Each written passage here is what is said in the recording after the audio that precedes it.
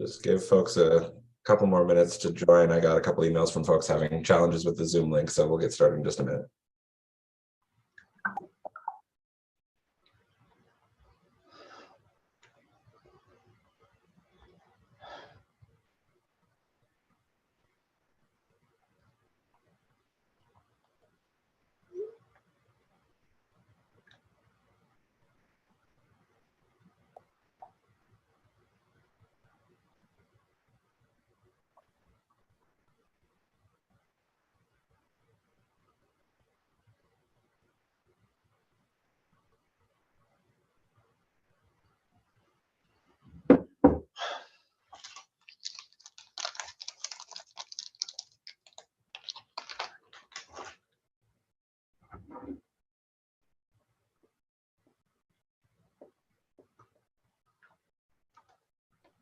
Okay, we can go ahead and get started while some folks are still jumping on.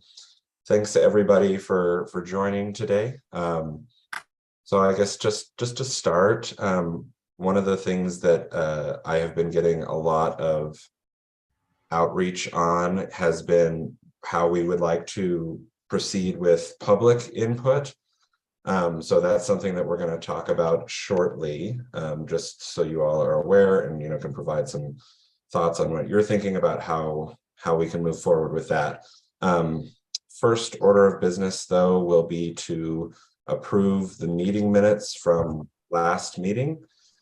So I sent those around this morning. I hope you all had a chance to look through them. Got a couple of very small edits from folks that are just fixing typos and things like that. But just wanted to open the floor in case anyone else had any other changes that needed to be made to those.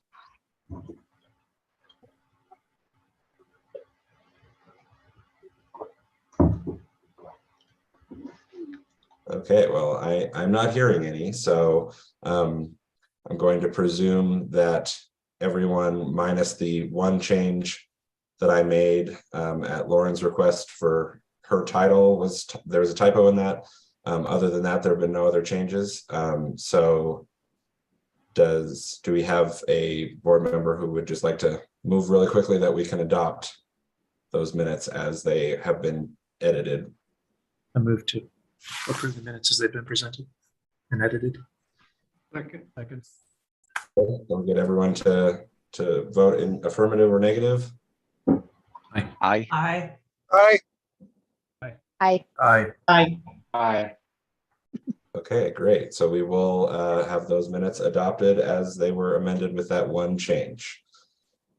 So next we will move to discussing opportunities for public comment. So from as I mentioned just a second ago, we've been getting a lot of outreach at CEO about making sure that there are opportunities for the public to comment on the process and on the work that you all are undertaking in this process, as well as opportunities for the public and or other organizations to propose possible code language for consideration by the board.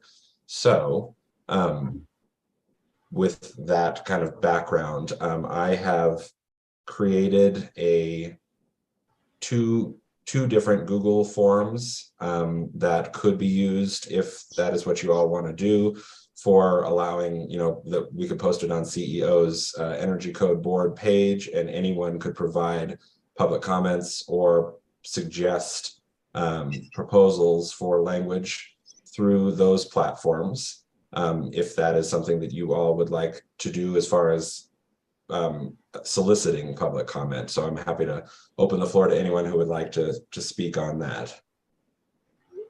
Carolyn, go ahead. Yeah, I think it might be helpful to talk about the different points in time where it might be appropriate for us to get public comment.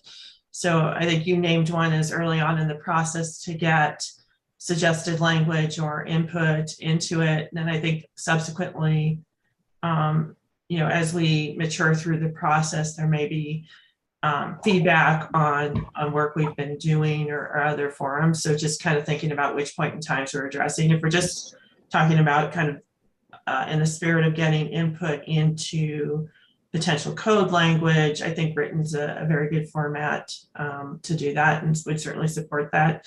I think farther on in the process, we probably need to think about some times for verbal comments. So some type of, not necessarily like a public hearing per se, but something in the spirit of that kind of forum, as well as maybe some more free form. You mentioned you made some forms, but also allowing for people to use whatever format is most appropriate for them to be able to convey. And then as we're talking about the public input process, just thinking about any groups that would be underrepresented by either of those processes, and do we need to do any outreach or bring them into the conversation is something we should take up as well. Thank you. I agree. I think that there are going to be opportunities for just consideration of comments that folks have made, just as you said, in written form. Certainly proposals are most often going to be in written form. Part of why we wanted to utilize the Zoom webinar format as well is that it would provide more opportunity for that engagement for periods of time, as you mentioned, Carolyn, when you all would like to hear directly from people and have like maybe a two-way conversation. And so we do have the platform enabled to do that when you all decide it's appropriate. But I thought that it might also be helpful to just have something where people can provide written comments as well as written proposals at any point, just so that they can send those in, and that whatever information I receive from those comments, that I can share all with you to either get feedback, or if it's something that they just want you to know, then you can be aware of it, versus if it's something that requires more action, then that's something we can discuss moving forward. Did anyone else have thoughts on how we might proceed?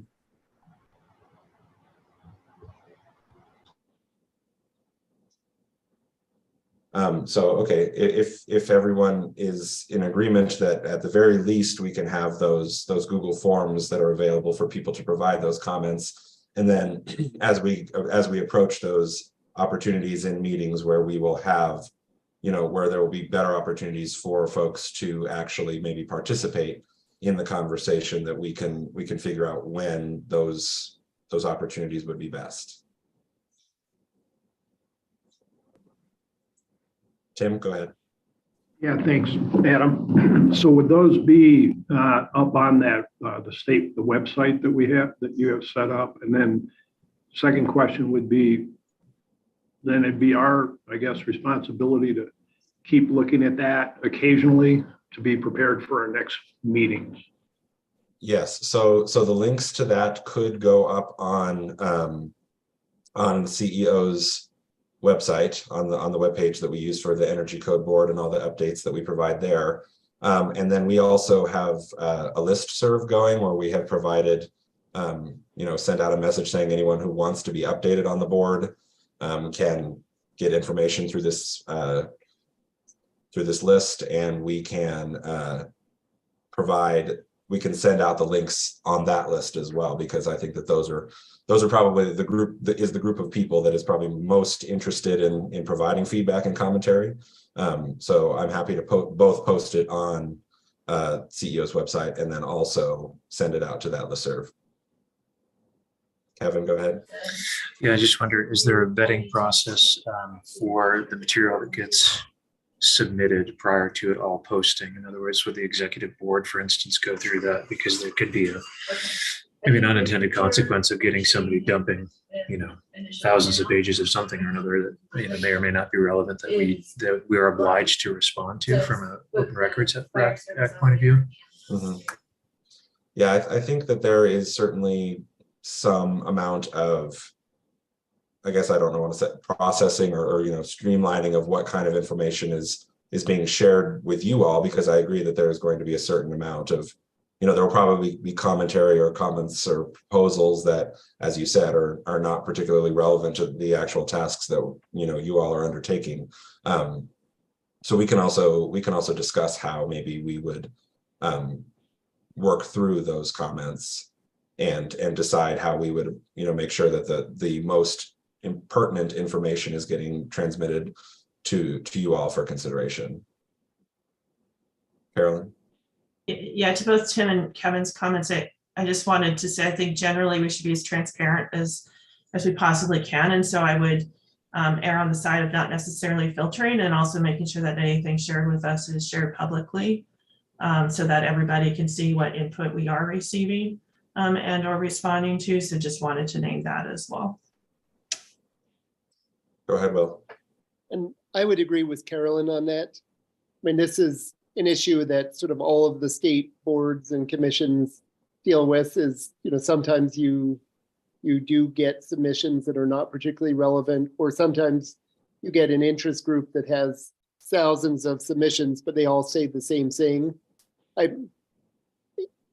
What I've typically seen is that there's just some effort for things that come in essentially as form letters to group them all together so that it's easy for somebody on the board to just read one of them and then have a note that, there were 1,000 of those submitted. That's typically sort of the piece that I think is most important, so that you don't have to sort through a very large number of identical letters. But I think it's important that the board see everything that members of the public submit, and that they be transparent and available to other people to see. Yeah, I mean, we can definitely make sure that all comments have a way of being posted on CEO's website, so that the entire public can see what comments have been made, as well as what proposals have been submitted. So we can work on getting a format for how we would make sure that that's posted publicly. Does anyone else have any comments? Will, your hand is still raised. I'm not sure if you had anything else. Yeah, to clarify from my question, I wasn't suggesting that the information wouldn't be available. It was just more that there was a, not even a filtering, just a prioritization of those things. And then that policy be transparent, as to say, hey, we received all this information and we are looking at these elements of it, and here are the reasons.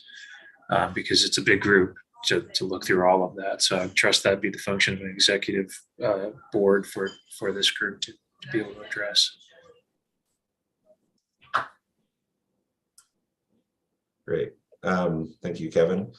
So from the comments that have been made, it certainly sounds like there is very much interest in providing those opportunities for written public comment and proposal, as well as making sure that anything that CEO or DOLA or any of us receive in the way of public comment or proposals are shared online through CEO's website, or potentially other means as well.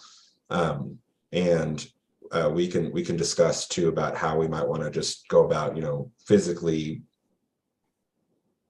formatting those in terms of, showing, like Will said about, like, if we have repetitive comments or anything like that, saying that, we're not duplicating a bunch of the same comments on our website, but making sure that it's made clear that, there's been a lot of outreach on a particular issue.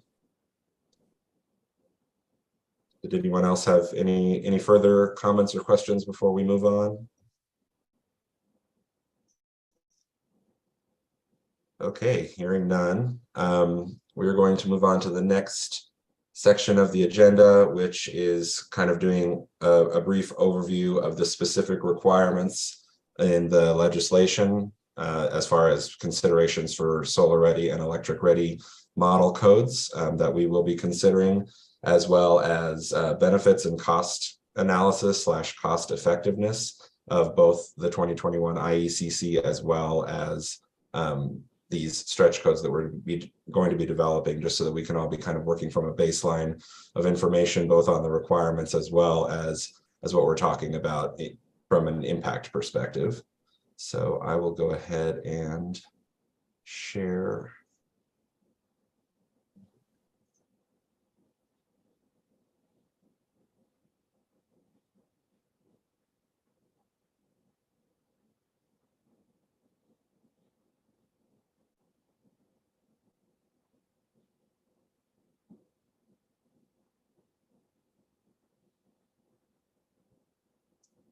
Are you all able to see the presentation? Great. Yes. Okay, so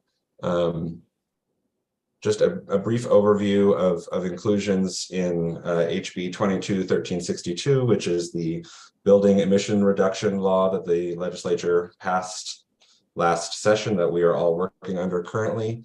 Just wanted to go over some basic definitional inclusions in that law. These are not the exact words from the law, but just summaries of what each of these things are talking about. So when we're talking about electric readiness, the legislation sets out that we have to include several things in that consideration. That includes panel capacity, so the ability of the electrical panel to support additional electric demand in the building. Panel space, similar for circuit breakers to support that. Wiring from the panel to the actual locations where appliances would be located within the building. So those are the considerations we have to make for electric readiness. EV capable and EV ready and EVSE are all related to the electric readiness component related to EV installations. So there are kind of varying levels of what the space has to have in terms of infrastructure in order to make it prepared for future installation of EVs. So we're EV capable goes just from having the panel capacity and the installed conduit from the building to wherever the parking space was going to be located with certain voltage and amperage requirements. EV ready is kind of the next step up from that, which is talking about actually having the raceway wiring receptacle, the overprotection devices installed for the charging equipment in the space. And then EV supply equipment is the actual equipment that transfers the electricity from the building to the vehicle. So those are kind of, in increasing requirements, the different possibilities for electric vehicle readiness. And then finally, talking about solar readiness, a lot of it is similar to electric readiness in the context of having panel capacity and panel space available, and then talking about making sure that there is dedicated space on the roof and either at least acknowledgement of where conduits and wiring would go, if not actually requiring the installation of the conduits and wiring to connect a solar photovoltaic system or plumbing for a solar thermal system. So here are some of the specific requirements for the solar ready and electric ready model code. We must have solar ready requirements, which I just outlined what those are from the definitions. EV ready, EV capable requirements for residential buildings. So note that that does not include actual installation of the service equipment. It's just the EV ready and EV capable requirements. EV ready, EV capable, and EVSE requirements for multifamily and commercial buildings. So that there is an added EVSE installation requirement for multifamily and commercial buildings that does not exist for residential buildings. electric ready requirements for single family residential mixed use, electric ready requirements for mixed use fuel in small multifamily and commercial buildings. So that's anything less than 10,000 square feet. And then electric ready requirements, as long as they are cost effective, for large multifamily and commercial buildings over 10,000 square feet. So the legislation itself specifically sets out what is determined to be cost effective for those buildings, and actually directs, as the next bullet points out, that this board figure out how to develop a potential waiver process for the code requirements during a natural disaster, but also the potential waiver process for large commercial buildings and large multifamily buildings that can reasonably demonstrate an excessive cost burden from complying with these model codes. And I guess I should just point out, feel free to ask questions at any time. I can't see you all, so if you do have a question, either feel free to raise your hand or just speak up. Next, so there are a few additional considerations. So those are the specific elements that have to go through into the code on the previous slide. Here are the additional kind of considerations that are not, maybe going to result in actual inclusions in code language, but are going to have to be considered as we are moving forward and discussing what that code language is going to look like. So the cost of conversion to high efficiency electric space and water heaters for building owners. So making sure that we can enable the most cost-effective transition to all electric. Making sure that we have a proper methodology for measuring when buildings, both residential and commercial, have actually met compliance with these model codes. As I mentioned a minute ago, a waiver process for builders, developers, or building owners that can demonstrate that complying with the model code would cause a significant cost differential between what their other cost, estimates would have been without having to comply, and then what it would be with having to comply. And as I noted, a significant cost differential is defined in the legislation as 1% or greater of total impact on construction costs. We have to consider home affordability. We have to make sure that there is that it is clear that when a building is undergoing a retrofit for accessibility concerns, that is not a trigger for getting these codes to go into effect for retrofits. And then making sure that all requirements are subject to proper permitting and inspection. Tam, I see you have a question. Yes, thank you, Adam. So just for point of clarity, it was my understanding reading through the legislation, you kind of talked a little bit on this second slide here, maybe retrofits, but it was my understanding, I could be wrong, that this legislation was just to apply for new construction, both multifamily, residential, and commercial. But I didn't see anything, or maybe I missed it, that would talk about alterations, like where we'd be doing that through the IEBC or whatever. Is that correct or not correct? So my understanding in reading the legislation is that it can apply to retrofits. I think that a lot of that is up to you all. So it does have to apply to new building construction, but I think it can also apply to retrofits. And I think that all this is saying is that if a building is being retrofitted for the purposes of accessibility, we cannot subject that to compliance with the model codes. Will, you have your hand raised? Yeah, during the legislative process, really the discussion was that it would apply to retrofits, but that we would not be defining that through this process.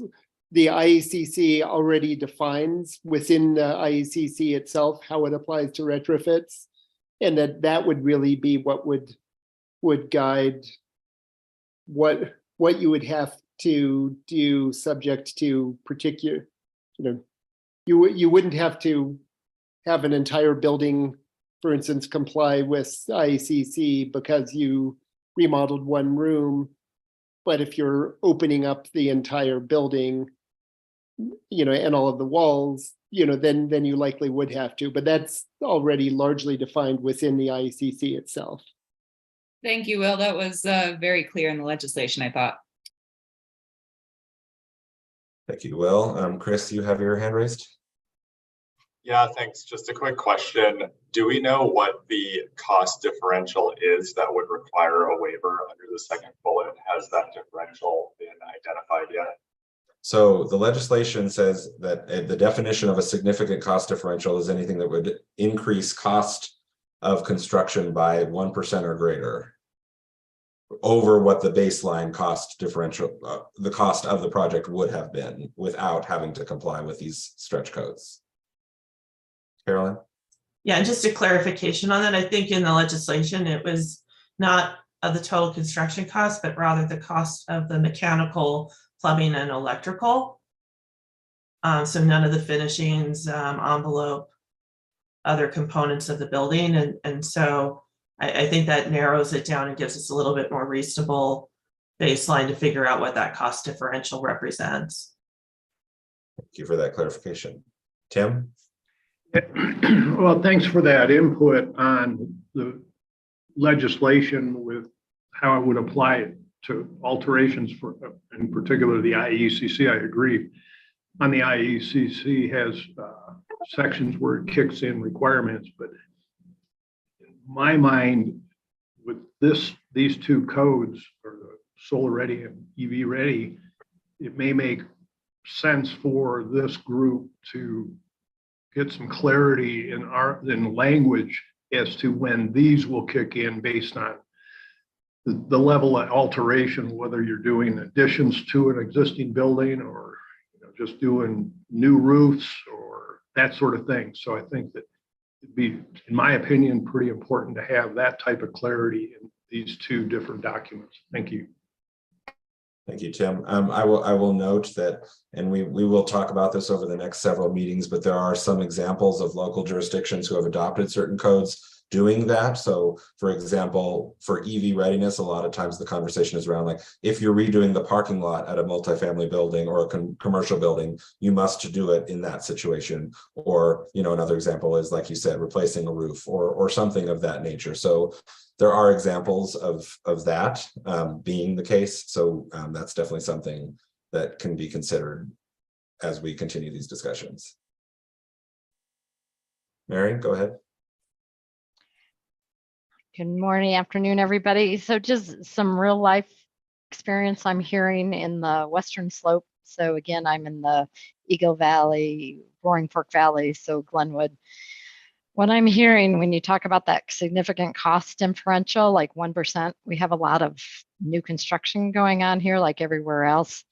And what I'm hearing from mechanical engineers is that heat pumps are getting too expensive, so that they're putting in VTAC units instead. And so we're losing significant efficiency with the equipment that they have to model for a -20. The coldest day that they can see, they're having to model, and they're saying there's no heat pump currently that is saying they can go to -20. So my concern then, of course, is that significant cost differential. Are we not going to get the most energy efficient heating and cooling because of that? Thanks, Mary. I'd like to speak to that based on personal experience too. Go ahead, Kristen. Yeah, so having recently built a home that's in Fraser, Colorado, which is the coldest incorporated town in Colorado, we have heat pumps that are rated to work down to -16 degrees Fahrenheit. They actually do continue to operate below that. I have energy monitoring data showing that when our home got down to -18, the heat pumps were still working just fine. And in fact, we've never had to use our backup heating system. And then on that specific question of modeling, as a lot of people here know, HVAC contractors like to be conservative. Oversizing systems is definitely an issue that hits Colorado. And that can increase the cost estimates. So that, I think, means that we should all be really mindful of the guidance that's being offered to HVAC contractors on what they need to model. If you look at what Energy Star advises, they advise looking at the 99% range, not necessarily the coldest day that we ever got down to back in 1956. And, there is a certain amount of thermal mass that if a home happens to hit a lower temperature than that for a few hours, you can probably get through it. So all of that is to say, I believe there are solutions out there. I'm living proof that a home can work with heat pumps. And I think we need to be really mindful of some of the oversizing issues that could impact costs and how we can develop guidelines to recommend that. Yeah, this is Elizabeth. I'll just echo Kristen's comments, agree 100%. And even heat pumps that maybe don't have quite as much cold climate capacity, maybe they only go down to 4 degrees or 0 degrees or -4, which is really common in a split system. There'll be electric resistance backup heating. So on those handful of days when the heat pump itself can't meet loads, there is an electric resistance coil backup that's intended to fill in the gaps. And that's the case with almost, I won't say all, but most heat pump products out there. You'll have the ability to have that electric backup. But to also echo the previous comments, there are now heat pumps that can go down to -22, -23 and have that capacity. But that obviously is a higher end. We can still get there with a compromised type of system.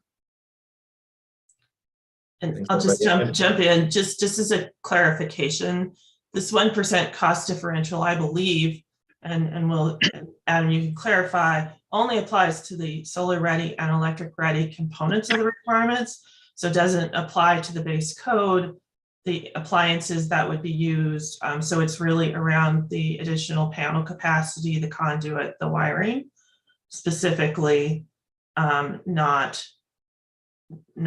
any of the other components of an all electric building or mostly electric building, correct? So that I just wanted to offer that. So when we're talking about the 1%, it's just of the base mechanical electrical. Yeah. Thank you, Carolyn, for that clarification. That is my reading as well, is that it is limited just to the cost differential of the requirements that the code, the solar ready and electric ready code will have, not necessarily applying further to the costs of the actual installation or whatever appliance you choose. More clarification, does that apply to, it specifies 5C2, and I thought that section was the one that was talking about large commercial. Right, this only applies to large commercial. Large commercial and multifamily over 10,000 square feet, yes. Ron, go ahead. I was just going to add just a quick comment about the questions about these heat pumps and the low temperatures. And I guess from my perspective, it just points out how it's really important that we make sure that the base building that we're putting these mechanical systems in has a good building envelope, because that's really what makes the difference in terms of how we avoid that oversizing, is to make sure that the buildings themselves have good air infiltration rates and good envelopes, so that they can they don't see the full outdoor air temperature so readily, and they can coast through those peak or those peak low periods, which the code provides for. Yeah, that's right. All right, thanks, Ron. Did anyone else have any other comments or questions before we move on? Okay, not hearing any. We'll move on to the next piece.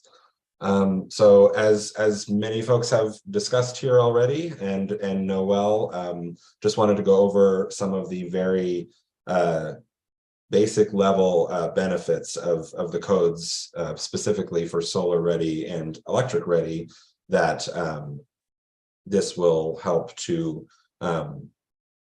move forward, as well as just the benefits of the 2021 IECC, which is, as you all know, a component of the requirement of the legislation. So, four really fundamental aspects of this are, using less energy. So of course, as homes are required to meet the 2021 IECC standard, they will save potentially. It is modeled by PNNL, Pacific Northwest National Laboratory, that the average home would save 9.4% of site energy consumption over the 2018 IECC. And of course, if you look at even older versions of the IACC, that number would be larger as you go comparing to the next older versions. And similar, 12.1% savings in commercial buildings compared to the 2018 IECC, and 6.5 energy savings compared to the ASHRAE 90.1 2019 standard. So definitely a lot of significant measurable energy savings that we're seeing from adopting the 2021 IECC. Along those lines, those energy savings then save consumers money. So PNNL did a specific study on the 2021 IECC for Colorado and estimated an average of $156 in annual savings relative to the 2015 IECC. So a significant annual savings. Of course, we're talking about climate benefits. 2021 ICC reducing energy consumption, of course, reduces energy demand from, electricity or on-site natural gas usage, which reduces emissions from buildings. And then, of course, as you begin to discuss the idea of solar and electrification of buildings, that further helps to reduce those on-site building emissions, as well as emissions from electricity generation overall. And then, of course, finally, we have indoor air quality and health. So there have been a lot of studies done over the last number of years looking at the impacts of combusting natural gas and in homes, and methane and carbon monoxide and CO2 emissions within homes. Particularly from cooking, but also, of course, from clothes drying, water heating, and space heating as well. So the considerations both in the 2021 IECC and then the future installation of solar and electric for homes and commercial buildings definitely will provide a number of benefits to homeowners, commercial building owners, and just overall health as well. So next one, we're going to kind of get into the costs and cost effectiveness estimates from the 2021 IECC, as well as a lot of data surrounding solar ready, electric ready, and EV ready codes. So as I mentioned on the previous slide, PNNL did the study that showed $156 per year savings for the average Colorado household compared to 2015, and in certain climate zones up to $895 a year in savings as you compare back all the way to the 2006 IECC. So a pretty significant savings even from more recent versions, but of course as you expand to older versions, that savings gets exponentially larger. And then as the component of cost consideration to that, of course, to the cost of making a home compliant with 2021 is greater as you compare to the older the code, the greater the cost to make it compliant with the 2021 IECC. So all of this data has come from PNNL studies on cost effectiveness and cost of the 2021 IECC relative to 2018 and older versions of the code. Go ahead, Rick. Thanks, Adam. Hey, just quickly on that. Is that a per unit single family home, or does that also include multifamily units, which are obviously quite a bit smaller? So I believe that this data is for single family homes, the average single family home. So it is not for the multifamily, like per unit cost. All right. Does this group also have it for multifamily units? So I believe I shared, I don't have it in this slide, but I believe in the PNNL multifamily and commercial building study that I shared over the weekend with the group, it does have information on the, I don't know if it has it per unit, but it has it, I think, for overall average buildings. But I think we will, I'm happy to go dig down and provide try to find a per unit for multifamily as well. Okay, thank you. All right, so then moving on to cost and cost effectiveness of solar ready. So the New Buildings Institute did a study that showed an average of 9 cents per square foot for new construction to make a building or a home solar ready. So that amounts to about a little over $200 per home for the standard consideration of a single family home, which is around like 2,300 square feet. So that is just for, making sure that there is proper panel space, circuit space, panel capacity, and potentially either at least identifying where the conduits and electric wires will go, or actually in making the installation of those between the panel and the solar space on the roof. And NREL, National Renewable Energy Laboratory, did a study a few years ago to estimate the cost of retrofitting an existing home that was not built to be solar ready to cost up to $1.84 per square foot, which is more than 20 times the cost of just doing it at new construction. So there's a pretty significant cost differential between what it would cost to do it when you're building the building now versus when you're doing it later. And this is kind of one of the considerations we'll be looking at over the next several slides for EV ready and electric ready as well, discussing the difference between the incremental first cost difference for new build versus retrofits for similar installations. So we will move now to EV ready. Similar kind of thing you can see in the two charts on the right. It compares a variety of different things you can do. So making certain amounts of spaces EV ready, the cost of doing it when you first build the spaces as opposed to the cost of retrofitting it later. And in the green, you're going to see where they take the data for the net present value of a future retrofit and determine how cost effective doing the new construction remains over time. So the average period of time that installing infrastructure to prepare for EV charging stays cost effective for 15 to 30 years after the initial investment, even if the homeowner doesn't necessarily install, or the homeowner or the building operator doesn't necessarily actually install the EV infrastructure to charge vehicles. As you look at down the line, it still remains cost effective for 15 to 30 years, depending on what you do for the space and how you look at the varying levels of what is possible. So these charts kind of demonstrate the various options relative to installing EV readiness equipment and how long they remain cost effective over time. And then, of course, the last but not least, electric ready. So when we look at the costs of building new homes in the US, it looks to be around $250,000 for a 2,600 square foot home, or about $96 a square foot.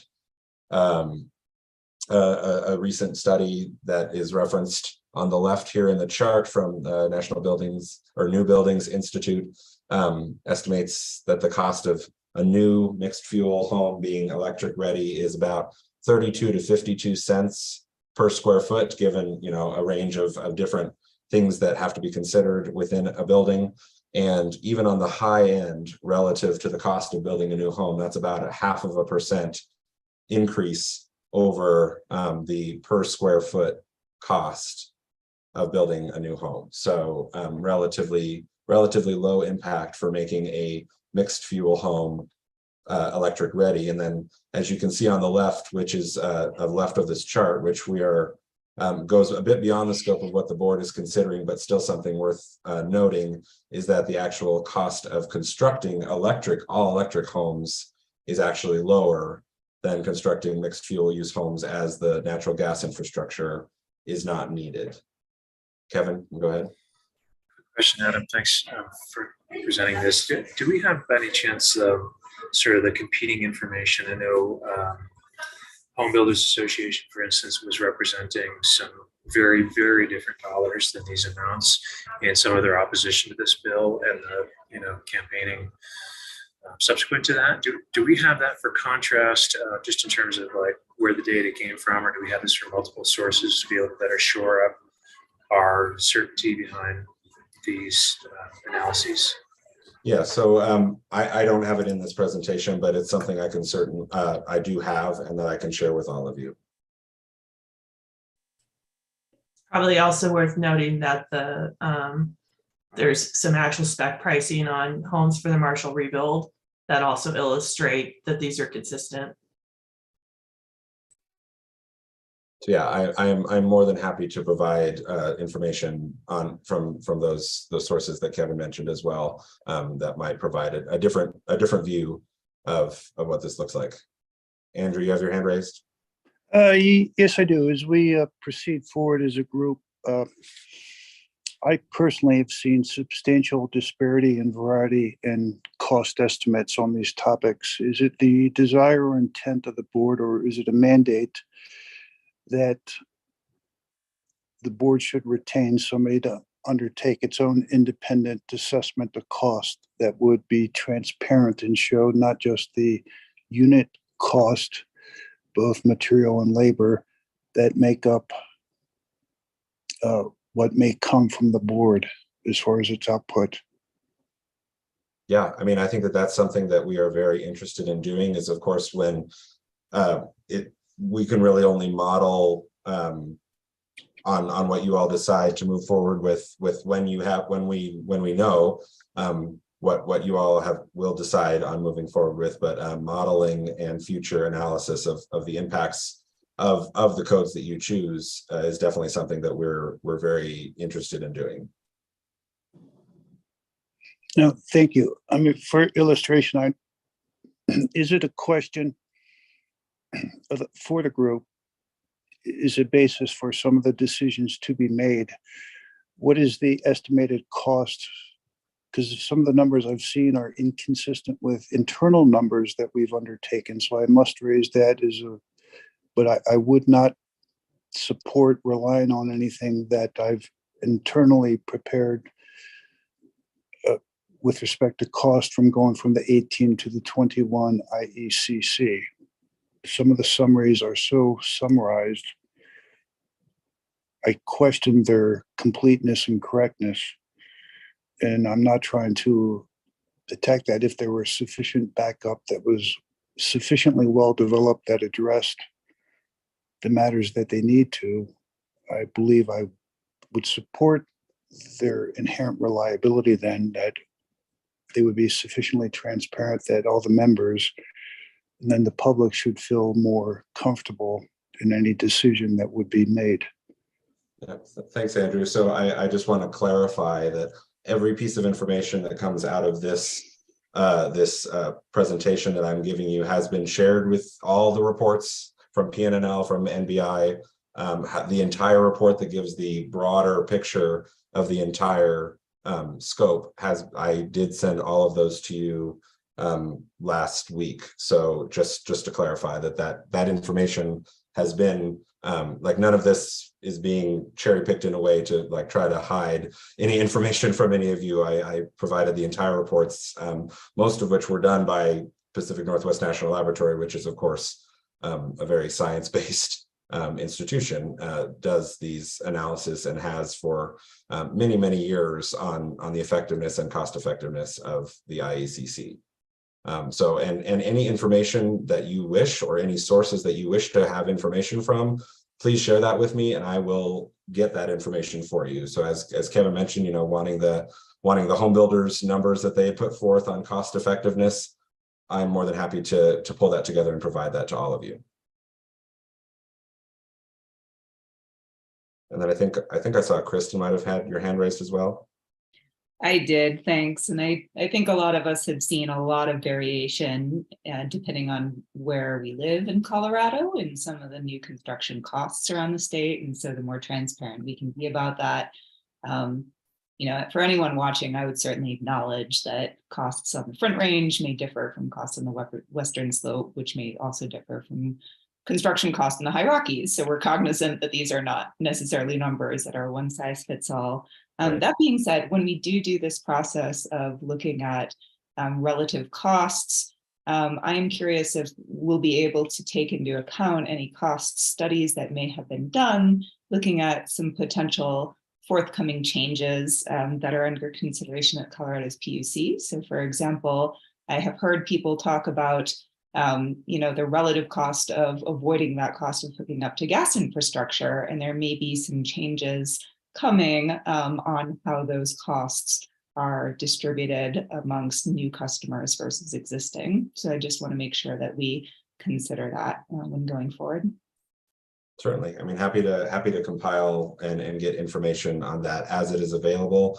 Of course, given that a lot of these decisions are in front of the PUC, it's hard to know exactly, what modeling has been done or what cost data has actually been pulled together at this point, or if within the window of the time we're working under that there might become new information available that we don't have today.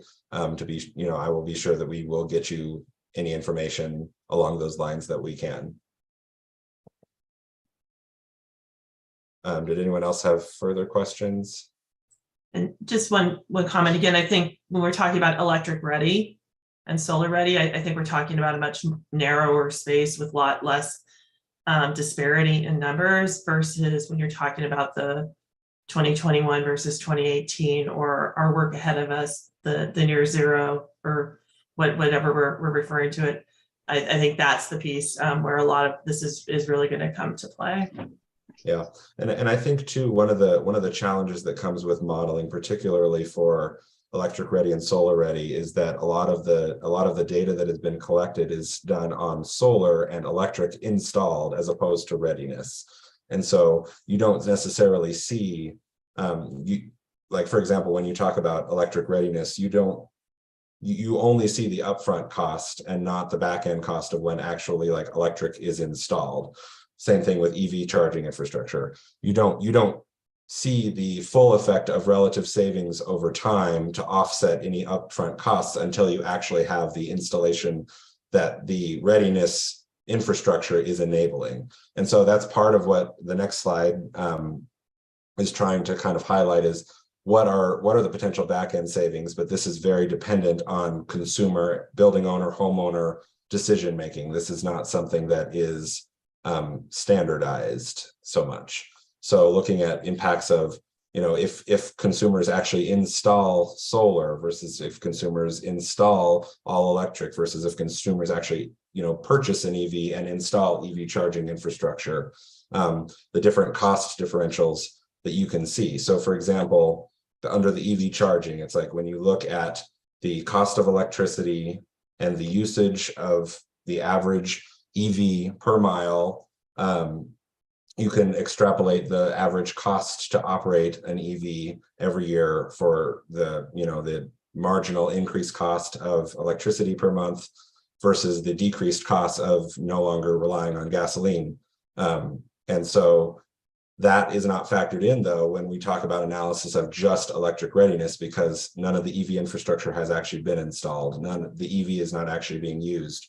So that is kind of something that I just wanted to portray here a little bit, is like, it's a bit of an if scenario of if a homeowner does this or a building owner does this, here's what the potential savings are on the back end, rather than just looking at here's what the cost impact is going to be on the upfront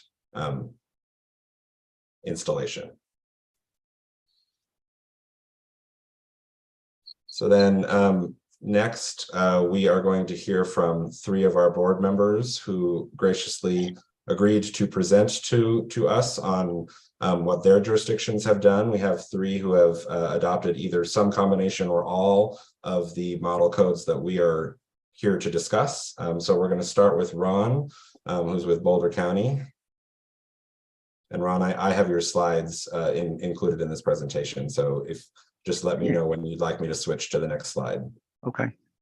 Yeah, if you want to put up the first slide there, you can skip past that. Okay, so just brief overview. So the Boulder County has had an energy code. We call it Build Smart, but it's really just our energy code. It's been around for a while. I think the first full version of it went out in 2009. It's supported by a fair bit of policy behind it, the Boulder Valley Comprehensive Plan, the Boulder County Comprehensive Plan, and then our various environmental sustainability plans that we've had through the years.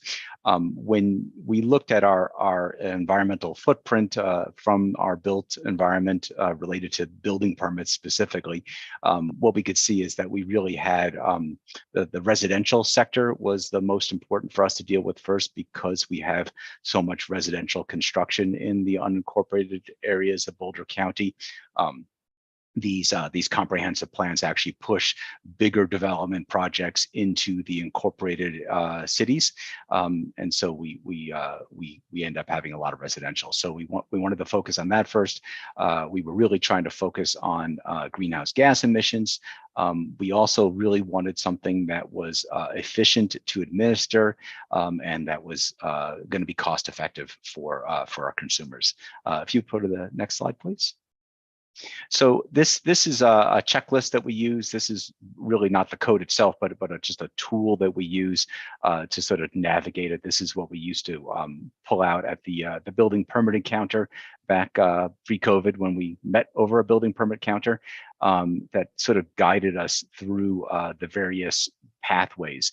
One of the things about our energy code is we discovered that through a little bit of trial and error, that people really like having a variety of options. So that's what this is sort of showing here.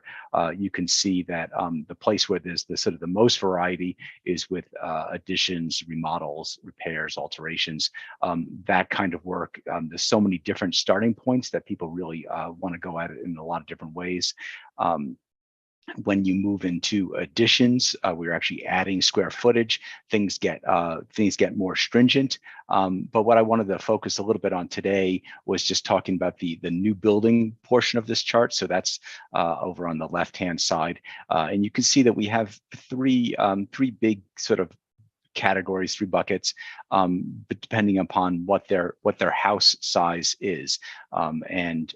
This was done for a variety of reasons, but essentially the way to look at this chart is that as the house gets bigger, the stringency increases. With the smallest houses, which we're categorizing in this chart is up to 3,500 square feet. They can use the prescriptive pathway. Right now, we're still on the 2015 codes. So the codes that we're working with today were based on the 2015 energy code. However, our prescriptive pathway is considerably more stringent than what was in the published code at that time. And in fact, it matches almost perfectly with what's in the 2021 energy codes today. So our prescriptive path was more stringent by quite a bit back in 2015, but we really do push people to using the HERS rating or the ERI path as the primary method of regulating energy consumption. As the houses get bigger, we add additional requirements. So in those the 2 columns that you can see for the above 3,500 and above 5,000, that the bottom category there, the passive house, the LEED Platinum or Living Building Challenge, that is a pathway that's on this chart. However, we have very, very rarely seen anybody use those pathways. They're out there, but what we find is that any project that is in fact going for those certifications, and we've had quite a few actually, what they find is that for the purposes of demonstrating energy code compliance, it's faster and easier for them just to use the ERI pathway or the HERS pathway, and then either Energy Star or the Zero Energy Ready Home program. So we don't actually see that the passive house or the LEED Platinum much. We do expect to see a few of those with the Marshall Fire rebuilds, because there are some very lucrative utility company incentives for passive house certification. So we're expecting to see more folks demonstrate that they're using it that way. If you go to the next slide, please. So this, again, the HERS score is really the dominant tool for residential construction for regulating energy efficiency in my jurisdiction. And you can see the red line was what the chart required in 2012. The 2015 is the green line, and the 2021, the blue line, is what we're likely to be looking at proposing when we move to adopt the 2021. So you can see we just gradually just increase the stringency each cycle to make it more rigorous. A couple of key points, I think, when we talk about this chart. One is we sort of have to pay attention to where we're saying the zero mark is. Now, in reality, the difference between a home that is has a requirement of a HERS or ERI of 0 is really not that different from somebody who has a HERS or an ERI of, let's say, 4 or 5 or 10 or something like that. But that 0 mark is important, at least in terms of how we talk about it and how people understand what we're doing here. But I think the more important piece to pay attention to is where it crosses the 40, the HERS 40 mark. Just as a side note, I say HERS 40 and the code says it uses an ERI of scores. We have been, because we were using the HERS rating system long before the International Code Council adopted the ERI pathway, we're still using HERS score as what we talk about. I will accept, as a building official, I have accepted people who propose an ERI score, not a HERS score. There is a slight difference between these two scores. I have done what I can to insulate our public, our customers, our design professionals, and everybody else from the chaos that has ensued because the International Code Council and ResNet seem to be squabbling about these scores and how they're calculated. The differences between the numbers are not huge, although they can be significant, but I have been accepting either HERS scores or ERI scores interchangeably. My perspective is that as long as we keep moving these forward in terms of lower numbers, that difference really just comes out of the noise. So I do use those things a bit interchangeably, because that's what our design professionals are used to talking about. But anyway, going back to the HERS 40, so this is approximately the lowest HERS score that you can get through just energy efficiency. So you can get a little bit lower. I've seen a couple come through in like 37 or 38, but for the most part, really around a HERS 40 is what you can get through just envelope improvements. So if you build a really good, tight, energy efficient home with no photovoltaics involved, a HERS 40 is possible. You can't get it to drive it much lower than that without adding renewable energy systems. So it becomes an important piece of the discussion when we're talking about the impact on cost, especially for the lower end of the economic spectrum, building the smaller homes. We want to make sure that we're not driving up those first costs to the point where they can't afford it. So anyway, we do push people to use this, the energy modeling that's involved with the HERS score. We also don't allow the prescriptive path to be used with fluoride. When you have too much glazing, if you have glazing to fluoride ratio greater than 18%, then we require modeling, don't allow the prescriptive path.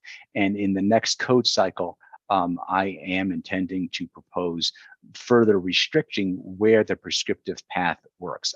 Ultimately, the goal is really to have all new homes have some sort of an energy model behind them. I think that's it's not really possible to build and design really high-performing homes without that tool.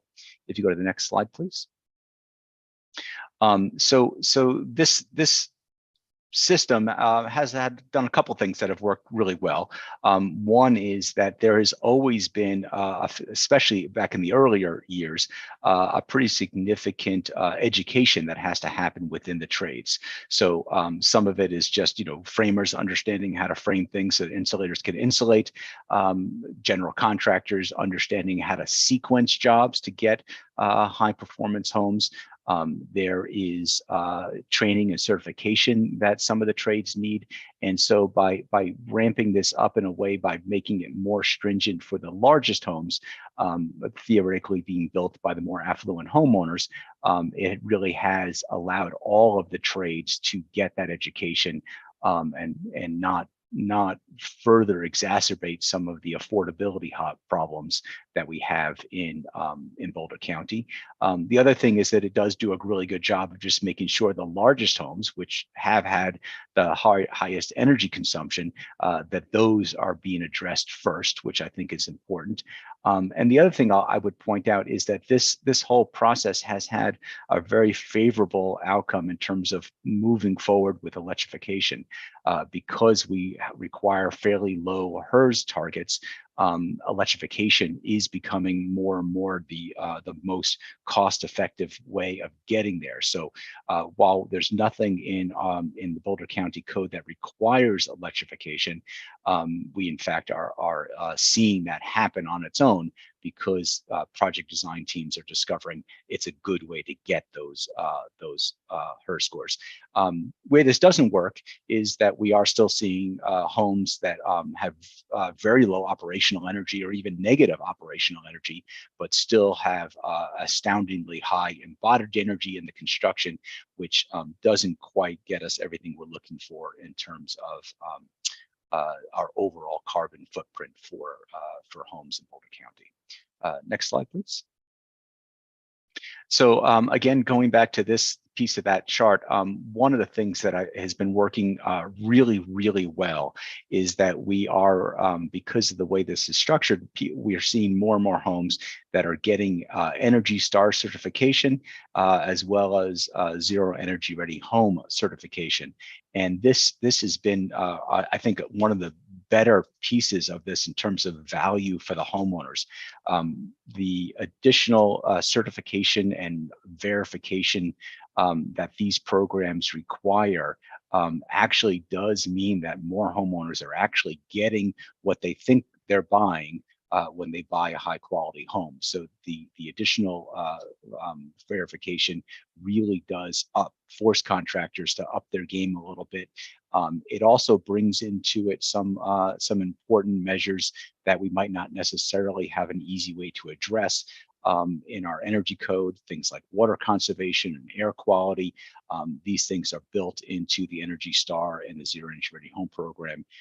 And it's been something that has been working great. And again, because we've been initially requiring it for the largest homes, we now have more, if not most of our contractors in Boulder County are familiar with these programs. Many of them have the credentials to participate in these programs.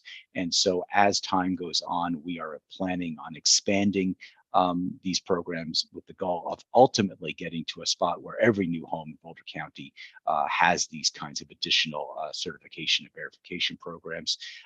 And one of the key steps, one of the key pieces rather, is that these programs are very easy to administer from the perspective of the staff in my jurisdiction to improve this. You know, the building inspectors themselves really don't have the capacity to take on all of the additional measures that are verified through these programs. So by having this third-party vendor essentially certify these things has gone a long way to making sure we're getting high performance homes when the customers think they're buying high performance homes without undue burden on my staff. Next slide, please. So the couple other things that are in these codes, we do require deconstruction and recycling. These programs work okay. They don't work great, partly because of the geographic nature of Boulder County. It's a pretty big county in terms of how spread out we are in some of the areas, and getting these materials to a place for reuse is a little bit problematic at times. But it is something that's required, and we do get a fair bit of material captured this way to avoid the landfills. one of the things that is a very important feature of these programs is the offsetting requirements for exterior fuel consuming devices. So things like snow melt systems, outdoor heaters, outdoor decorative fireplaces. These things we require 100% offsets for the energy that's being consumed, and so this is both reduced some of the number of these systems that we were seeing installed. So, for instance, these large snow melt systems that can be very energy intensive. We see fewer of those. People are just putting them where they really need them, and then we're seeing people directly offset those with either on-site solar or participation in solar gardens. And then just another piece, and this ties directly into what we're talking about within this committee, is that all new garages and carports that are served by any electricity at all have to be EV ready.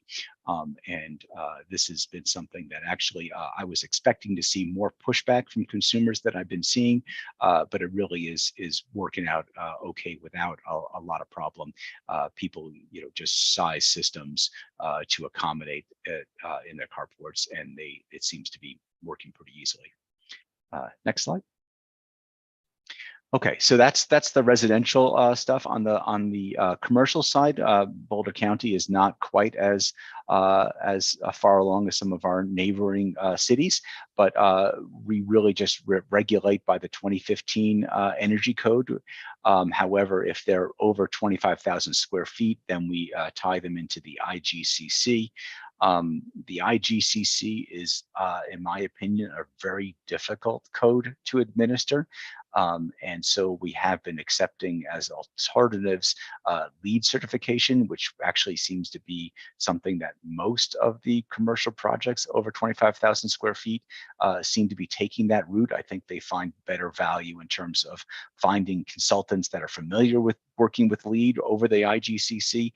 Plus, I think that they find that there's other benefits to having LEED certified products for them. And so more projects have gone through LEED certification through then the IGCC. And that's pretty straightforward in terms of how that works. We also do have electric vehicle charging receptacle outlet requirements. So this is not the actual service equipment, but we do require that as the parking spaces get bigger, we have this chart here that tells you how many of those spaces. And again, this is something that seems to be going okay. There are also some requirements within our land use codes that require upgrades to existing structures. Those have had some more trouble because the electric vehicle, there have been a few cases where they were able to demonstrate that by adding the capacity for electric vehicle charging, it really requires that the full electric service to the site be reevaluated, and that can be frightfully expensive. So a little bit more work we need to do on that side. Okay, next slide. And then I'll just mention this. This is we have some requirements for solar pre-wires. This, interestingly enough, doesn't come up this doesn't really come up that often because so many homeowners, especially for new construction, are putting in solar panels as part of the project that we don't actually see this triggered very often. Usually they're putting in a modest amount of PV with every new home. And so because they find that to be a cost-effective way to get that HERS score where they need it. And so we don't really trigger a lot with this. Next slide. Okay, and I guess I'll just mention this, so that we did a ton of education and outreach, especially in the early years of this program. So we did just not just public meetings related to the code itself, but ongoing both before the new codes were coming out, as well as for a number of years afterwards. We gave just a lot of public outreach. So we partnered with the Colorado Green Building Guild, which used to be the Boulder Green Building Guild, and we did just workshop after workshop all over the place. Every place we could find an audience, we talked about this stuff, and that served a couple of purposes. One is it helped our professionals understand what our codes were, but even more importantly is that these meetings, these events really served as a great way for trades to meet each other, to get to know each other, for material suppliers and realtors and designers to all talk amongst themselves and share their experiences. And this was really what prevented the pushback from the aggressive nature of these codes when they were first rolled out from being problematic, was that we got everybody talking to each other, and that learning curve was really shared, and it raised every the bar for everybody, and people really were able to feel more comfortable with learning how to do these things. Next slide. Just, as we move forward, some of the things that we'll be looking at is to understand better is embodied energy. We obviously need to keep working on equity and affordability. And then I think we still have some more stuff to do with resiliency in terms of how well these buildings can coast through energy supply disruptions. And how well they're designed for a climate that is changing. We're seeing that quite a bit, in fact, with houses where the glazing is leading to overheating because we have, very, very warm September and October days that traditionally the solar angles were such that you would never, you would try to capture all that solar gain. Now we're seeing things that are overheating in those swing seasons. So we need to think a little bit more about that and figure out how we're going to move forward. Let's see, it looks like maybe there's a couple of questions in the chat here. Let's see. It says, one is there, is it my understanding that the ERI score and the HERS software still compares to the 2015 IEC? It does not compare to 2021. I guess, Tim, I'd have to look at and see where we are right now. They keep going back and forth as they squabble about how you deal with ventilation rates and how you factor in the air infiltration. So I guess I'm not quite sure how far apart those stand at the moment. My understanding is that some houses, I've talked to a couple of folks and who have been modeling them both ways just to see, and sometimes some houses will model just 2, 3, 4 points difference between an ERI score and a HERS score. But I also have heard a couple of energy raters say that when they were trying to see how big of a difference they could actually get a full 10 or 12 points between the two, depending upon how they were modeling. So still some differences there, and I imagine those differences will continue, in one way or another until they actually get on the same page. I see a couple of hands up. I'm not sure who had their hand up first. We can just go to Lauren. Yeah. Sure. I'm just curious, Ron, so I see the equity and affordability in the future areas of investigation, and I know that was one of the items on the prior slideshow. So yeah, just curious what you all are doing, if anything, at this point in terms of any sort of permanent affordability, or for homes that are sold to households that are restricted 80% below of AMI, or just curious, what kind of accommodations, if any, are currently being. So there's a couple of things. Affordability and equity are topics that are being worked on by a pretty wide range of folks in Boulder County,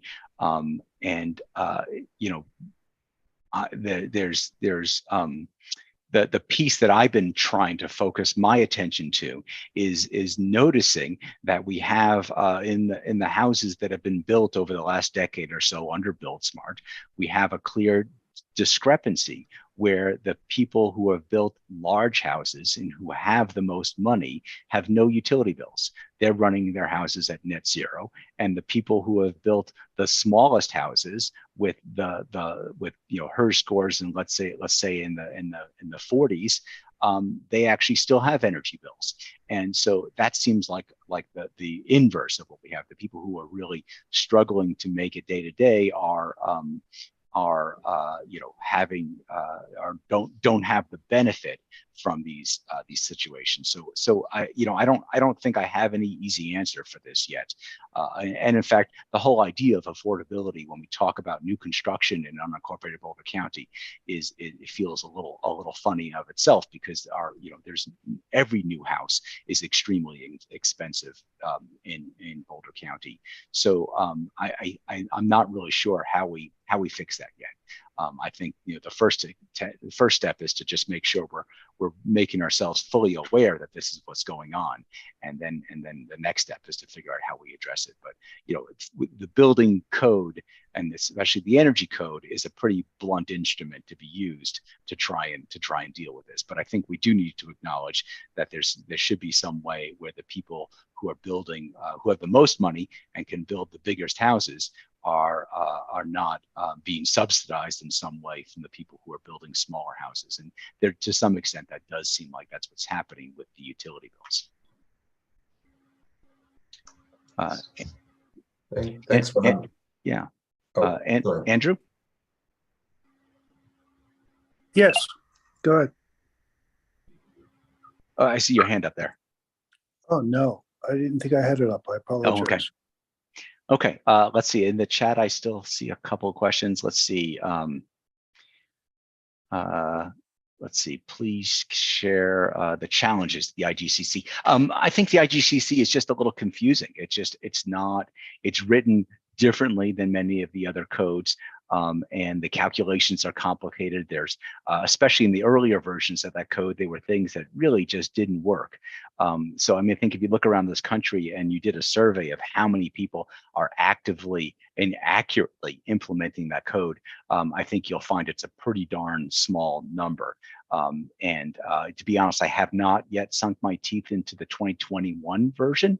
I have some high hopes that they'll have fixed some of the problems, but I'll wait and see how it actually pans out. It's just it's compared to some of the other tools out there, they really there was a decision early on at the IGCC, the ICC to not pull from other above code programs and to try and reinvent their own thing so that they could claim it was their own. And I think that was probably a mistake from the consuming public's point of view, because the reality is there's other programs out there that had been using tools, and they were really insistent that they wanted it to be their own thing that would have their copyright on it.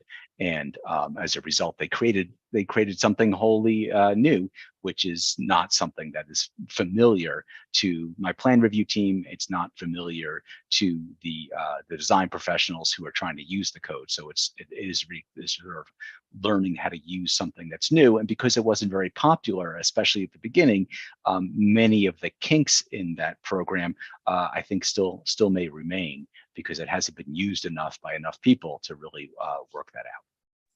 Very helpful. Thank you. Yeah. Hey, Ron, I know there's a couple other questions. We do have a couple other presenters to get Sure. to. So just want to make sure that we're respecting everyone's time and don't run over too much today, as much as we can do that. So if anyone else has any questions, we might have opportunity for a few at the end of the presentations as well to get back to some of this. So I think we have Brad next from Fort Collins. Thank you, Adam, and board members. And Brad, I know you didn't have a slide, so I just kind of. Yep, I was going to just address that right now. So I apologize to everybody. I don't have any pretty slides and pretty pictures to show you, but it looks like Adam put a little bit of information up here. So more or less, I'll go through pretty quick. And Adam, how are we doing for time?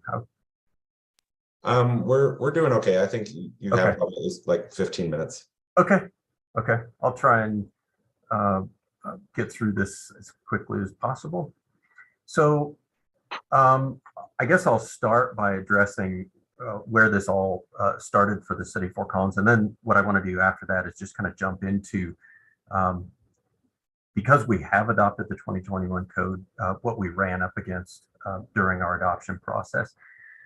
So first, I'll kind of start with what really drives us. And years ago, we, as the city, had developed an adopted policy, an energy policy, and that policy stated that the city of Fort Collins must adopt the most current building International Energy Conservation Code within 1 year of issuance. We haven't always followed that. And I'll kind of just start by saying that I came on board with the city a little over 6 years ago. We have sort of gotten back on track, but previous building official and administration did not adhere to that policy. So often we would find ourselves 2-3 years out from energy code adoption. We're now adopting within about 1 year of issuance. So that really kind of sets the timeline for us in our target to 2030. And I'll jump into that next. Within this ultimate climate plan, we've kind of now pulled in this energy policy into what we're calling our climate future plan. And that our climate future plan is made up of big moves and then accompanying next moves. So we have really 13 primary big moves. And one of those big moves is efficient emissions-free buildings. And one of the next moves within that big move of efficient emissions-free buildings is to develop an energy performance path for new construction to zero carbon buildings by the year of 2030. It was intentional that we chose zero carbon. We're really looking at emissions reductions more so than anything else. I recognize that net zero energy is a target that most people are familiar with, but we're really looking to measure carbon emissions and then develop a path along those measurements. So the way it works in the city of Fort Collins when we adopt our building energy code is kind of somewhere in between like an open hearing and a private process.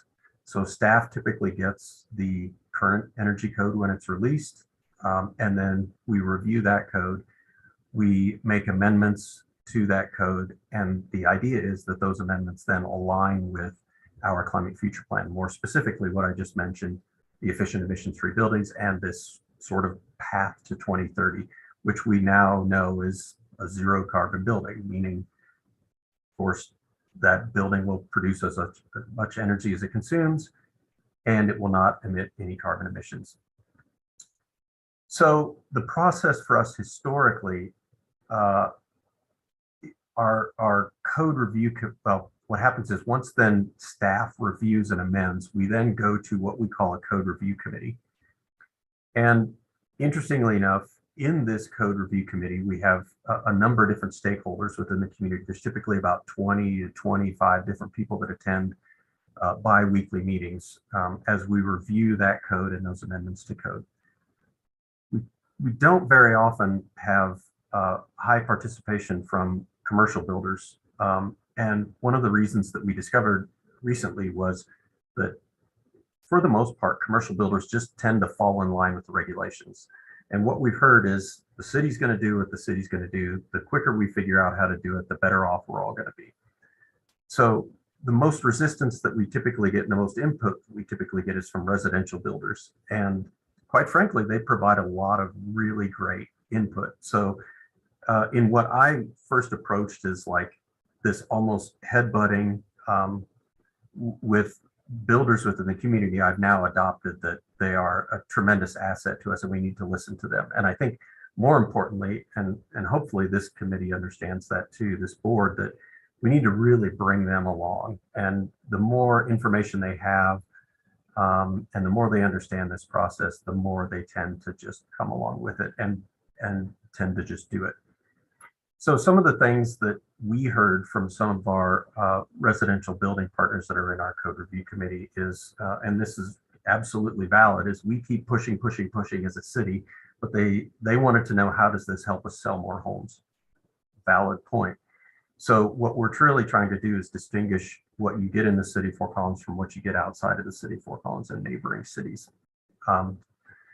They also, as a result of that, have asked that the city better support the building community. So that's something that we're looking at doing in the future, looking at standing up a kind of a program to support them and calling it Fort Collins Builds Better Homes, something to that effect, coming in the future. So most of you have kind of seen what we've done, but we have adopted electric ready within our building code.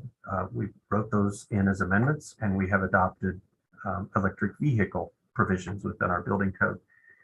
I will say this, we have not had much or very little resistance on the electric ready codes.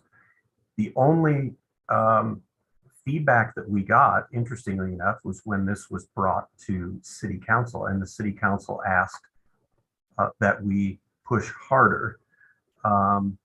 And one of the reasons that we did not adopt kind of an electric preferred code is that we are our own municipal utility, electric and water utility, and our electricity rates and our capacity fees were not aligned with what we were trying to do in code at this point.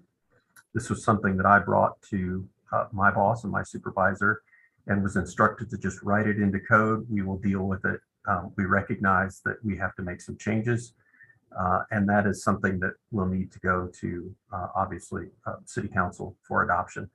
That is slated to be adopted the beginning of the year 2023. So what's happened is we've sort of written stuff into building code that our electric utility was not ready to implement.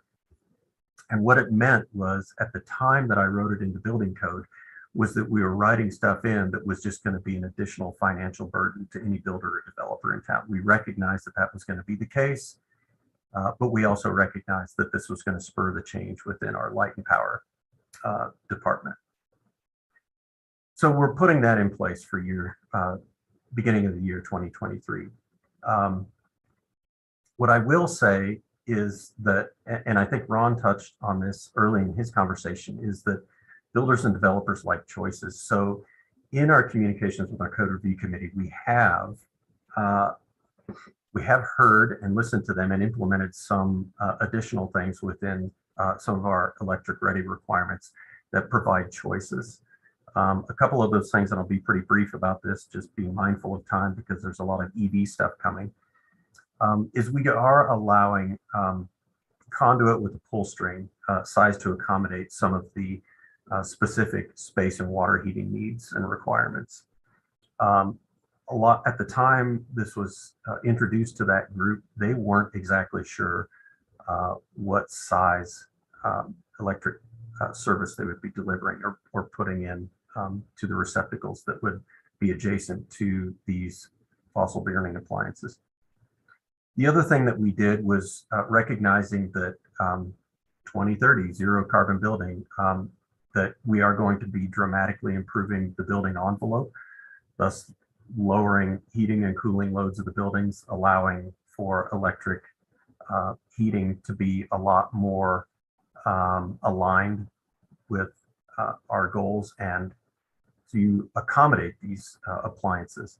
So we've allowed for buildings to implement electric resistance heating where the building load is less than or equal to 6 BTUs per square foot at our design temperature.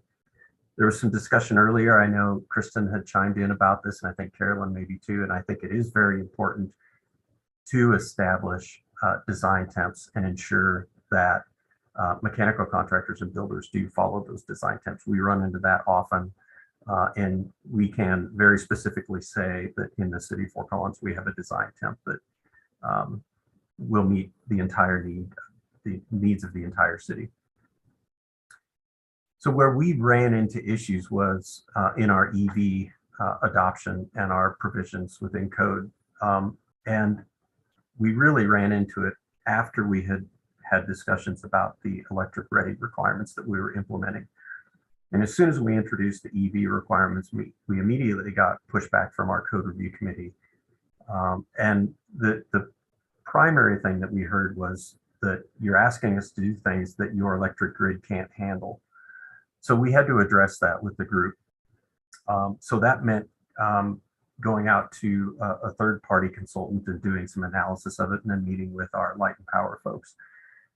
The great thing that come out of that was that we recognized that we kind of assigned adoption rates for electric households. So if households are moving to all electric appliances, recognizing that for the most part that the shift in the load is going to just occur. So peak load is going to occur during the wintertime rather than during the summertime. And what we've been able to show is that even under a high adoption rate of electric households for new construction, we have about until the year 2035 before our grid would be in trouble. Now, it's easy to see that even at a high adoption rate, which we likely even won't get a high adoption rate of an all electric house. But what that means is that we've got years to learn and adapt our grid. So what we're kind of saying to the group was, we can afford to make a lot of mistakes now and then learn from them. And we also brought to them that, you know, we went through this in the 1990s when we were building houses that did not have AC. And then in about the 1990s, all of a sudden, every single house being constructed had an air conditioner or a compressor installed on the outside of the house. And that caused very little disruption in our electric grid. We also assured them that what I had said earlier, that we were prioritizing the envelope and that was going to lower the building loads. And that's a critical component to this. One of the other things that we did was we put in a requirement for space heating, that space heating, electric space heating, be cold climate air source heat pump or ground source heat pumps. We're trying to rid ourselves of electric resistance heat as much as possible. So as I was told by one person, we don't want to put a bunch of toasters in people's houses. So what we did recognize that is if we do have a bunch of electric heat right now, that year 2035 would be occur a lot sooner. So we'd be looking at probably 2027 or 2028 before we have some real grid concerns. So as far as electric vehicles, the Code Review Committee, one of their biggest concerns was why put this in code, just let the market adapt. And what we were able to do as a result of that was then show them through the Colorado's Department of Motor Vehicles EV registration information. And what we showed was that the EV registrations were far outpacing the infrastructure. We went back as far as 2017. So the number of EVs being purchased and registered in the state of Colorado is far, far, far outpacing any of the infrastructure that's in place right now. The other thing that we talked a little bit about is that we are a changing housing market in Fort Collins. So more and more, we're seeing more multifamily buildings and less single family detached and single family attached homes. I saw there was a question in the chat earlier about the number of permits, and I'll say that single family homes, single family attached and detached homes in Fort Collins typically bounces between 450 and 600 per year. We have about 30 commercial buildings built per year and a handful of multifamily buildings being built. We have the Colorado State University here, so we're trending more towards multifamily, which means we're starting to look at how we adapt our EV code to different types of housing. Some of the other things that we ran into were doubts on the validity of the presented cost. And what we did here was we kind of held some meetings outside of our code review committee with affordable housing partners and our Town Development Authority. And it was a little bit eye-opening, and they brought in an electrician and they brought in an architect, and these were legit conversations and legit concerns. And what we then did was we took the numbers that we had originally presented for EV cost and we averaged that with their numbers.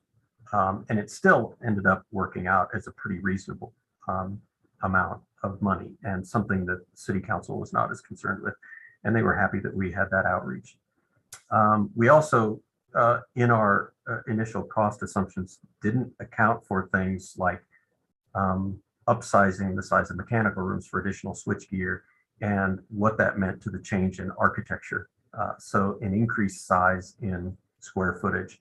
And these were dollar amounts that we weren't accounting for. And a lot of the studies that we saw weren't accounting for those. So it was good to hear their side of the conversation.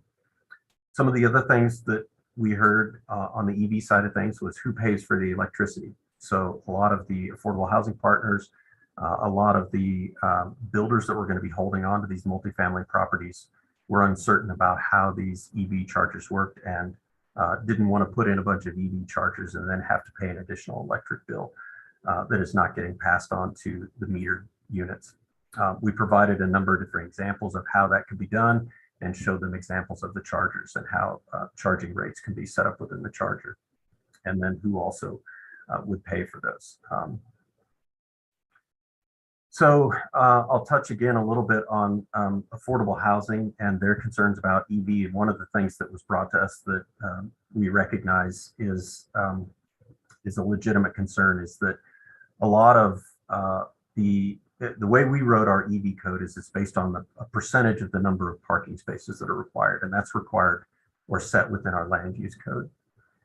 So one of the concerns that our affordable housing partners brought to us was that a lot of the affordable housing parking spaces are underutilized. So what we did, we actually went out and drove and saw some of them and realized that for the most part, only about 25% of the parking spaces in a lot of our affordable housing development are actually being utilized.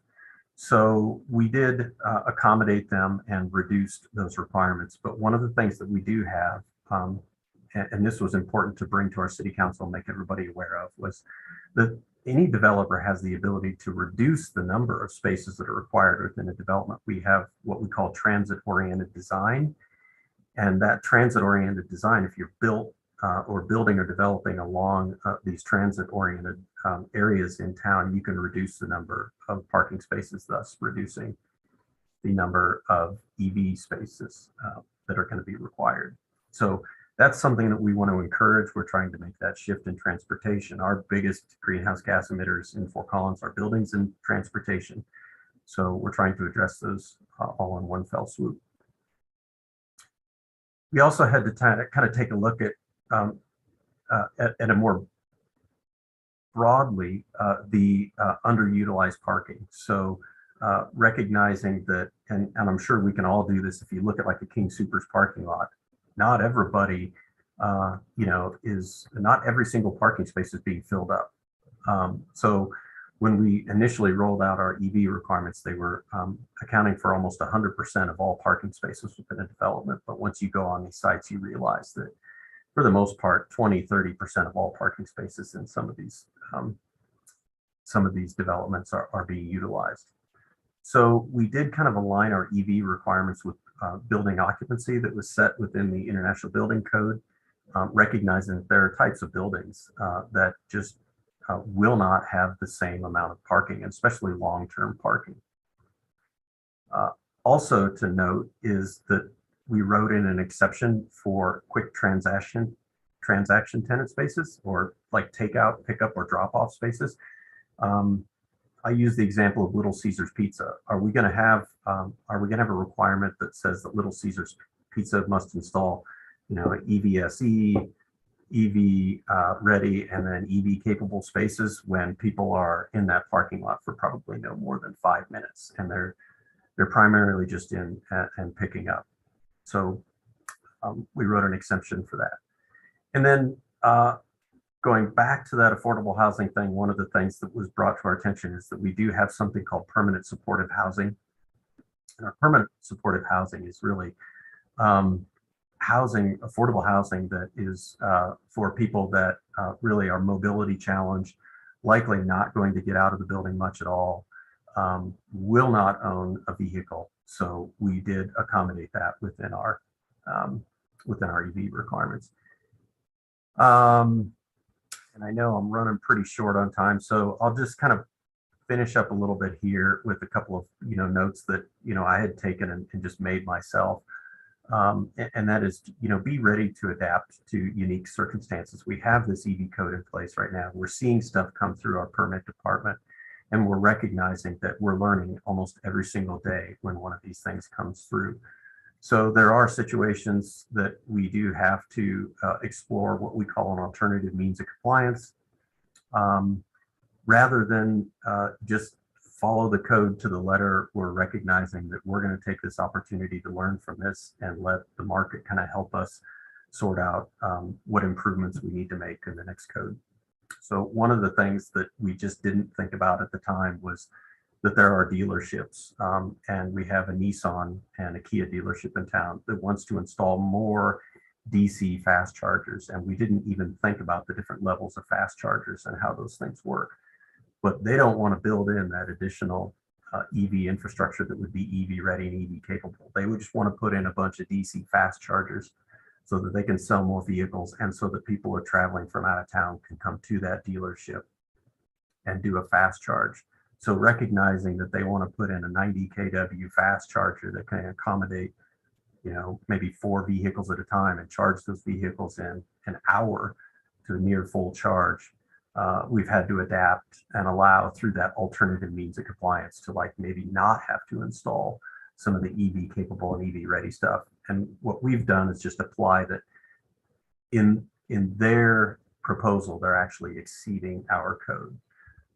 So just one of the things that we've had to just kind of keep in the back of our mind is that this is new to us, and we won't get this right in every single circumstance. So I'll just leave with, again, be ready to adapt to unique circumstances and kind of learn from what we've put in place. And that is all I have. Thank you very much, Brad. For folks who had any questions for Brad, we'll just save time at the very end for a few questions for both Brad and Jason. So next we'll go to Jason from Crested Butte. Hey, thanks, Adam. Jason McMillan, Mayor Pro Tem in Crested Butte. And I'll just give you a summary of our recent adoption of various stretch codes for the 2021 building code update. And because I'm Mayor Pro Tem on council, I'll pepper in some of the political considerations. So, with our, next slide, please. I think it's important to note, as many of you probably experienced, this isn't a quick decision. We've kind of had this in the works for a number of years. We adopted a climate action plan in 2019, where we committed to being net zero by 2030. And as part of our CAP, we had C2 SI from Western Colorado University create a greenhouse gas inventory, which helped drive our analysis. Residential and commercial buildings accounted for, it was 25% for residential and 22 for commercial. So 47%, no, 27, 47% total emissions for scope 1 and 2. And so we found this, as a big opportunity for us to, with our upcoming code adoption in 2021 to really address some of those emission reductions. Also, in 2020, we had committed to building out the rest of our affordable housing and workforce housing neighborhoods. And so I think, from a political consideration, having some skin in the game and we knew it was going to be a challenge, but committing to going all electric. And hey, Jason, I hate to interrupt you. I think we're all hearing an echo. Is it possible you have 2 microphones on? Oh, thanks for letting me know. Is that better? It's not for me. Can you guys hear me now? Is it better now? That's perfect. Great. Thank you. Okay, cool. Thanks. So next slide, please. So, think about the trajectory. We'd adopted those codes knowing that we would want to actively gather data to fill in the gaps as we work towards our 2030 goals. It's an aggressive timeline. And so getting, checking our numbers on the way and adjusting as needed was really important to us. in the past, we had always updated codes, and it sounds like Boulder County's on this as well, but we had adopted our codes on a 6-year cycle, which didn't give us much time from 2021 to then go to, adopt them, another set of codes in 2027 and adjust as needed with only 3 years left. So we decided to change our cycle to a 3-year update cycle. And while, the original decision was made because, updating every 3 years is a lot of work for our building code department, our building department, we decided they saw the value in not skipping a cycle and being able to not have to go back and then kind of spot check, what changed and what do we need to do to kind of update our codes and make notes of what changed from 3 years ago compared to 6. And so we think it'd actually be a cleaner way to update our codes and go moving forward. Next slide, please. And think about the process. One of the best decisions we made was hiring Resource Engineering Group based in Crested Butte. They're a local engineering firm, Dodson Harper, August House. They were invaluable. In addition to just being a trusted third-party consultant during our stakeholder meetings with both the community and the building community, they also were able to help us keep the conversation honest during our process. They were able to fact check when we had discrepancies or questions. We could get information in real time, and that was incredibly helpful for us. Next slide, please. And so the considerations that were important to us with these stretch codes, we identified 4 really important areas. As Ron had mentioned, that building envelope efficiency, that's really where it all starts, and that's where we can reduce those mechanical needs and build in some resiliency, especially at 9,000 feet and in Crested Butte, where it's really cold, just like Fraser. Another one, being solar ready, EV ready, as well as considering electrification. We really wanted to dig deep into seeing if an all electric code would be doable in a climate like Crested Butte. Next slide, please. And so I'll kind of move quickly through those first 3, and then I know that we're the first to go all electric, and so I'll dig a little deeper on that 4th one. And so, for new residential, we'll be going with the Zero Energy Ready Home certification and calling on getting all those to be HERS approved by verifiers in order to achieve that Zero Energy Ready Home. We'll also be requiring a blower door test, and which, we had the ACH, the air changes per hour, at 3.0, and we're going to be reducing that to 2.0 because we understand how important it is to have a tight house as well as a well-insulated house in our climate. And so, and then part of that is just, with the Zero Energy Ready Home, the importance of HVAC when doing that. Next slide, please. So thinking about solar ready, here are just some high level requirements. If it's under 5,000 square feet, it needs to be solar ready, as Adam had mentioned in the language for the House bill. If it's over 5,000 feet, it does need to install solar panels, and we have a kind of metric for that, up to the amount that our utility provider, electric utility provider, Gunnison County Electric Association, will allow. And then we have, so we have new builds and then level 3 remodels, which is 50% alteration to the work area. And those are going to require, those level 3 remodels will require the same solar ready provisions. For residential, it needs to meet that Zero Energy Ready Home, including a solar ready checklist. Next slide, please. So thinking about EV, yeah, so I'm glad the DC fast charger came up. We do require a DC fast charger for 5 or more parking spaces in town. 2 or more parking spaces requires just 1 electric level 2 charger. And then, if it's we have 1 supermarket, a Clark's in our town, and we'll, EV ready, if there's, 10% of the parking spaces rounded up will need to be EV ready. And that's the same with level 3 remodels. Residential, EV ready for 1 parking space per dwelling unit, and it's the same with level 3 remodels. Next slide. So thinking about electrification,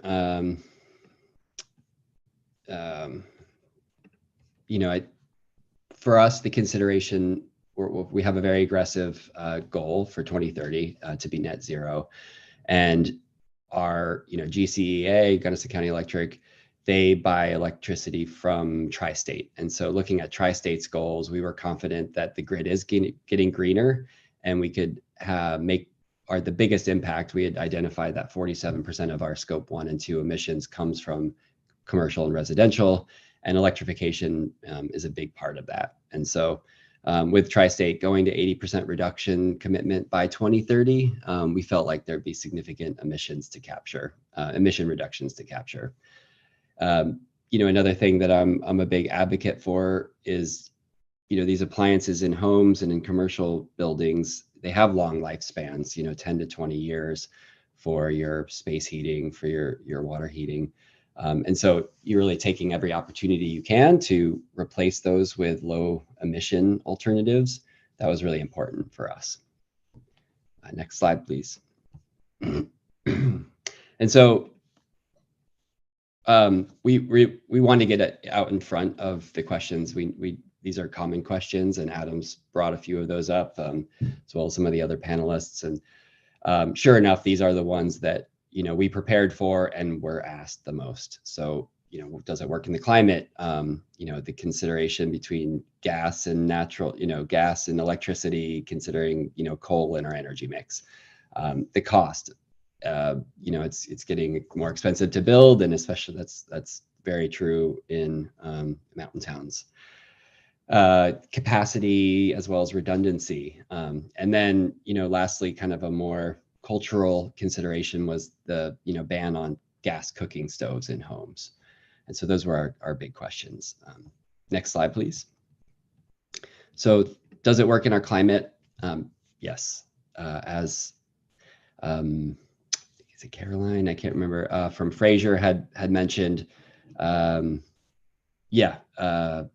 it gets just as cold in Crested Butte, and we had REG build out some models to see if it worked, as well as contacting various manufacturers to run the data, not just with temperature, but elevation makes a difference as well. And so understanding some of the nuances there, heat pumps aren't a new technology, but they are getting more efficient every year. And so, there are some nuances to it. And, other things that I think we had considered was, we have a number of local projects. We have 3 Habitat for Humanity homes that are all electric, that are net zero, as well as an 80-unit workforce housing complex in Gunnison that was just built by a developer who was not, had not considered the environmental impacts of going all electric, but just was looking at cost savings and went all electric. Because as Adam had mentioned, connecting gas and all the piping can get actually quite expensive. And we modeled that out too. So next slide, Adam. Thanks. Thinking about that electricity being less carbon intensive than natural gas, number of coal plants in Colorado have been decommissioned. It is getting greener, and Tri-State has made that commitment.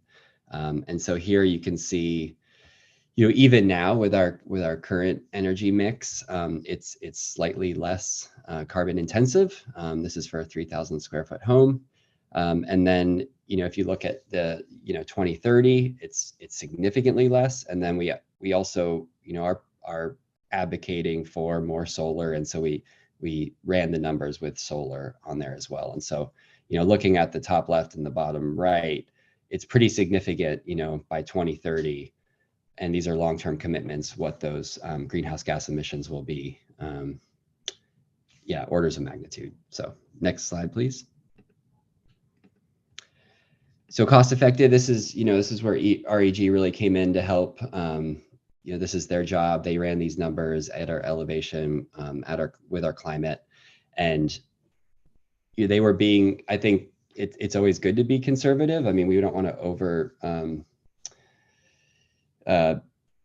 oversize our mechanicals, but we did just so that we were conservative and we weren't trying to, sugarcoat anything. This is with 2 heat pumps, and the price is still less after rebates than gas, and mainly because of that, gas connection and piping.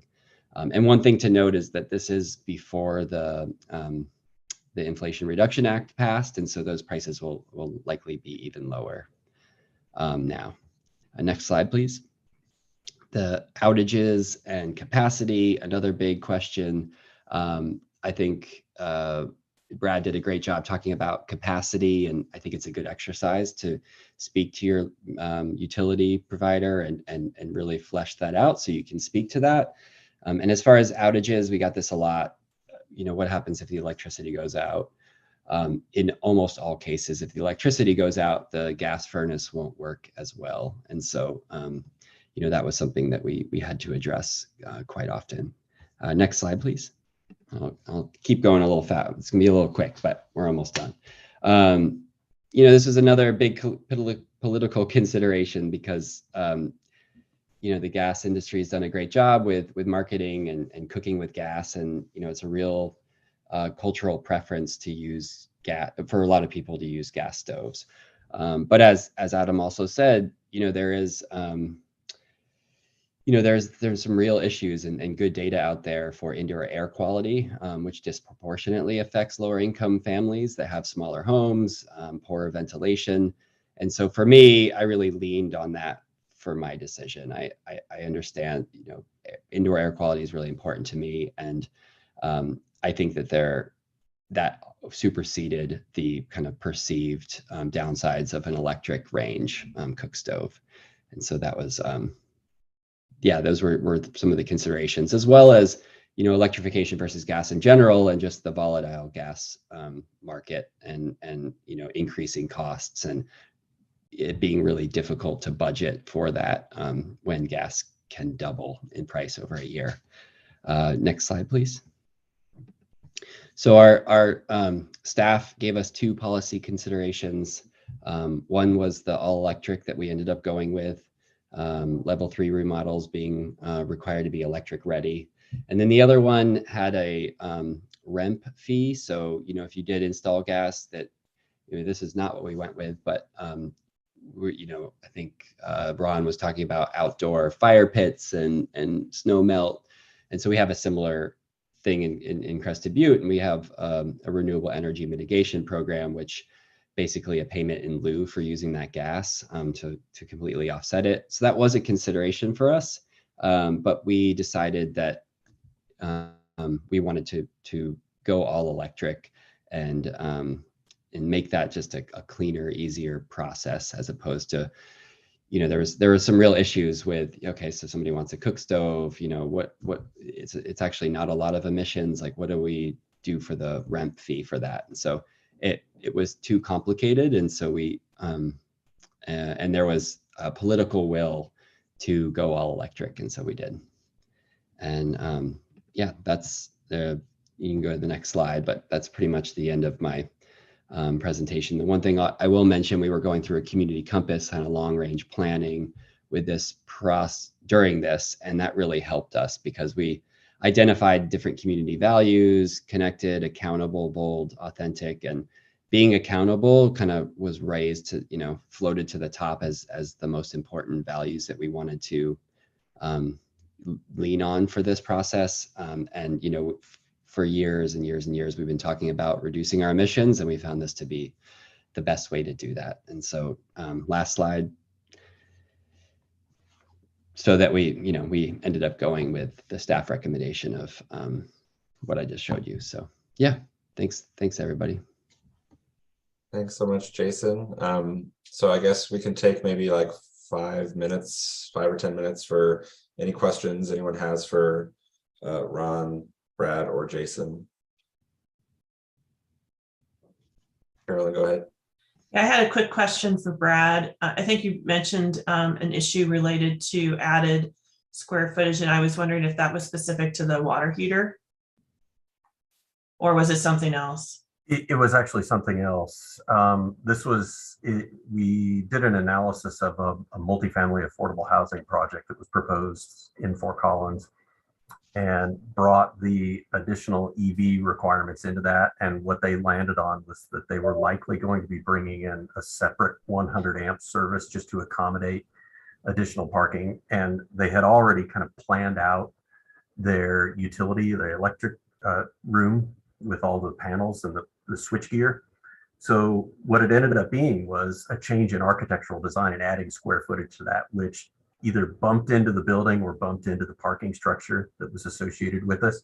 So I kind of mentioned that that's one of the things that we just hadn't taken into consideration, that people are going to have to change their buildings architecturally a little bit to accommodate this kind of stuff. So that's an additional cost or an additional consideration. So that's what that refers to. But I recognize that we're dealing with that a little bit right now in our some of our multifamily projects that are going all electric. We have one that's doing heat pump space heating, but there is some concern about bringing in an apartment style building heat pump water heaters, because often these go into a small closet right now.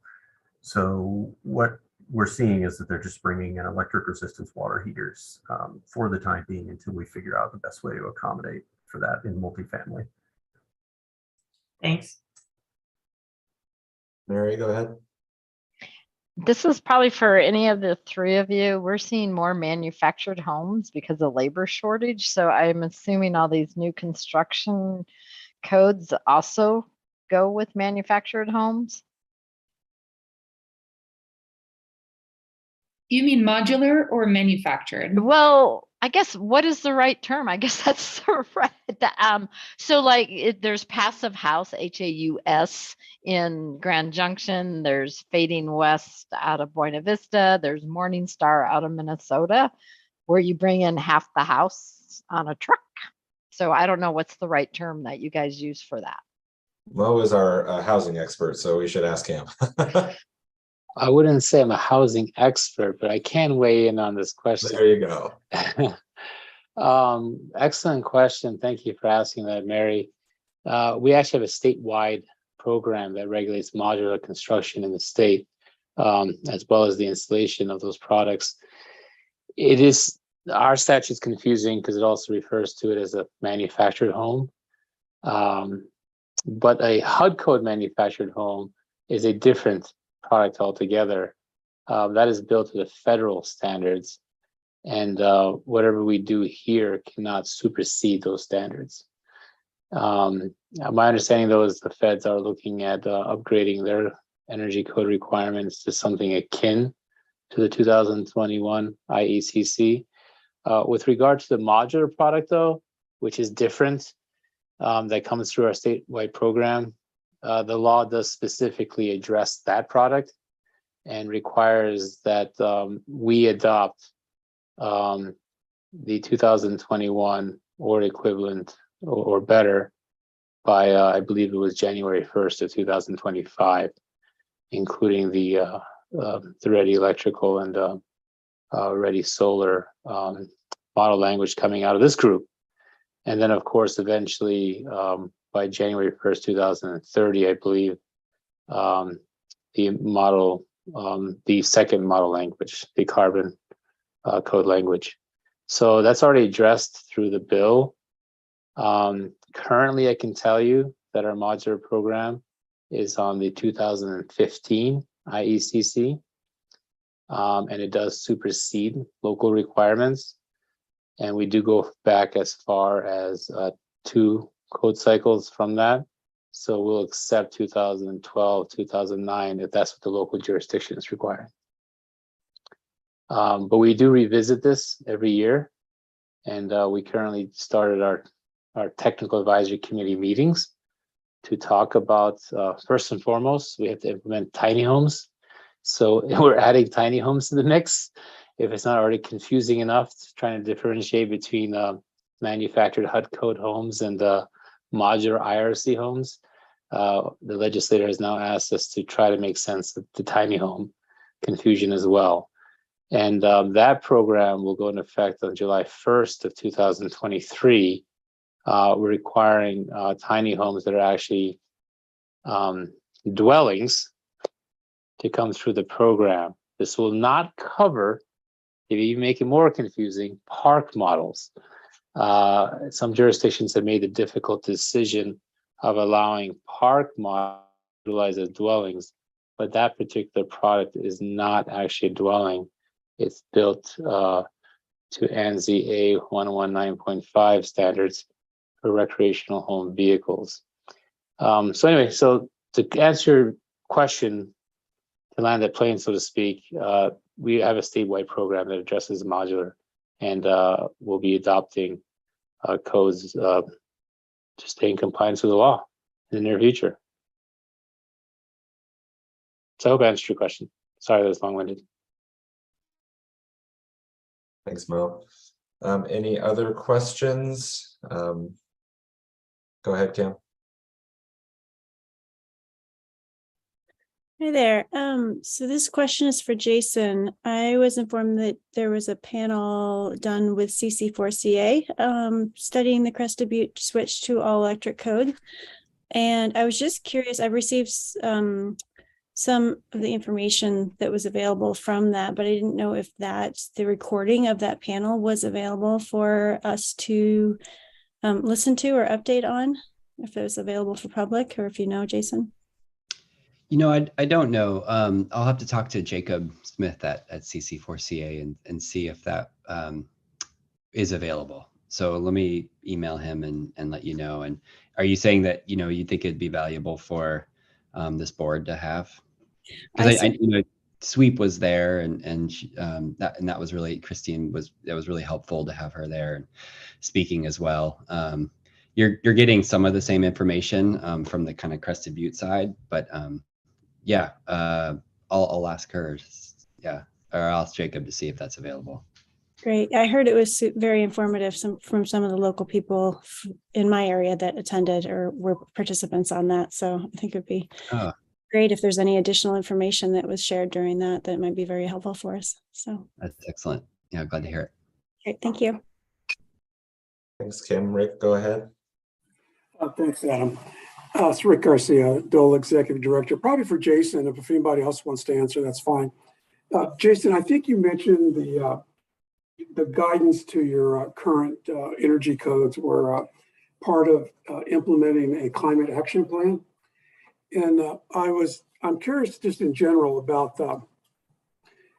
what's the annual evaluation process, or is there one, in terms of what these energy code requirements are doing to actually meet some kind of a reduction in greenhouse gas or carbon footprint? Is there a process that actually kind of solidifies that these codes actually have accomplished what your climate action expectations are? Adam, would you mind going to my third slide? I think it's the sort of process trajectory. Yeah. And so in 2024, we will update the cap and look at how this has affected that. Because I think often that doesn't happen. So I appreciate your question. And you know, it's important for me for the town to continually kind of assess and adjust. And so the next one, you know, and I don't know how thorough it will be, if we'll get another I actually don't know if we'll do another inventory or what that will look like. And to someone's point, you know, we didn't look at embodied carbon in our materials, and that's something that we're going to be working on as well in the future. But yeah, I think it's a great question, and certainly in 2024 this will come up again, and sort of an assessment of how it went. Great, thank you. Well, thank you so much to Brad, Ron, and Jason for sharing with us what your jurisdictions are doing. I think it is a little obvious, but I think it's worth something worth pointing out is that, you know, of course, some of these provisions of what each of these jurisdictions are doing go a little bit beyond what this board is tasked with. For example, you know, Crested Butte's all electric is not necessarily exactly what this board is tasked with. However, I think it's still very valuable to hear what the pathway is for both cost effectiveness for what other opportunities there are down the road, and that can be enabled by what this board is working on. So thank you to the three of you for putting together such informative presentations. So we will move on to the next topic, which is talking about solar readiness in residential buildings.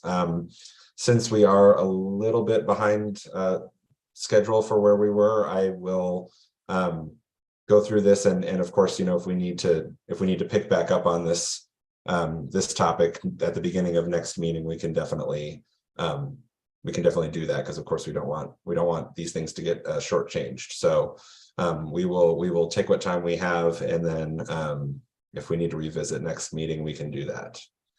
So I guess just to start a little bit, and what I've been sharing with all of you via email has been just kind of a strategy for looking through what local jurisdictions in Colorado have chosen to do, who have already moved forward with these various stretch codes, and looking at consistencies across them, because we look at a lot of these codes have been adopted in jurisdictions with very different climate zones, very different geographic considerations, different large population, small population, rural, urban, and so I think it is helpful to see through these examples where there are consistencies, because if there are examples of the same kinds of things being done in all these different jurisdictions with a bunch of different geographic and demographic differences, that it might point out areas that are really areas of consensus from which this board can build on. So the first in residential solar readiness, I guess just a little brief overview. There are 13 jurisdictions in Colorado that have adopted some form of solar ready stretch code for either residential or commercial or both. 12 of those have done it for residential. We've heard from some of them today. And then, of course, we have a couple of jurisdictions like Basalt has done actual solar install requirements as opposed to solar ready requirements. And then, as Jason just mentioned, there are certain circumstances under which in Crested Butte for commercial buildings that solar is required as well. So there are a few differences, but for the most part, these are the jurisdictions that have adopted some form of residential solar ready code.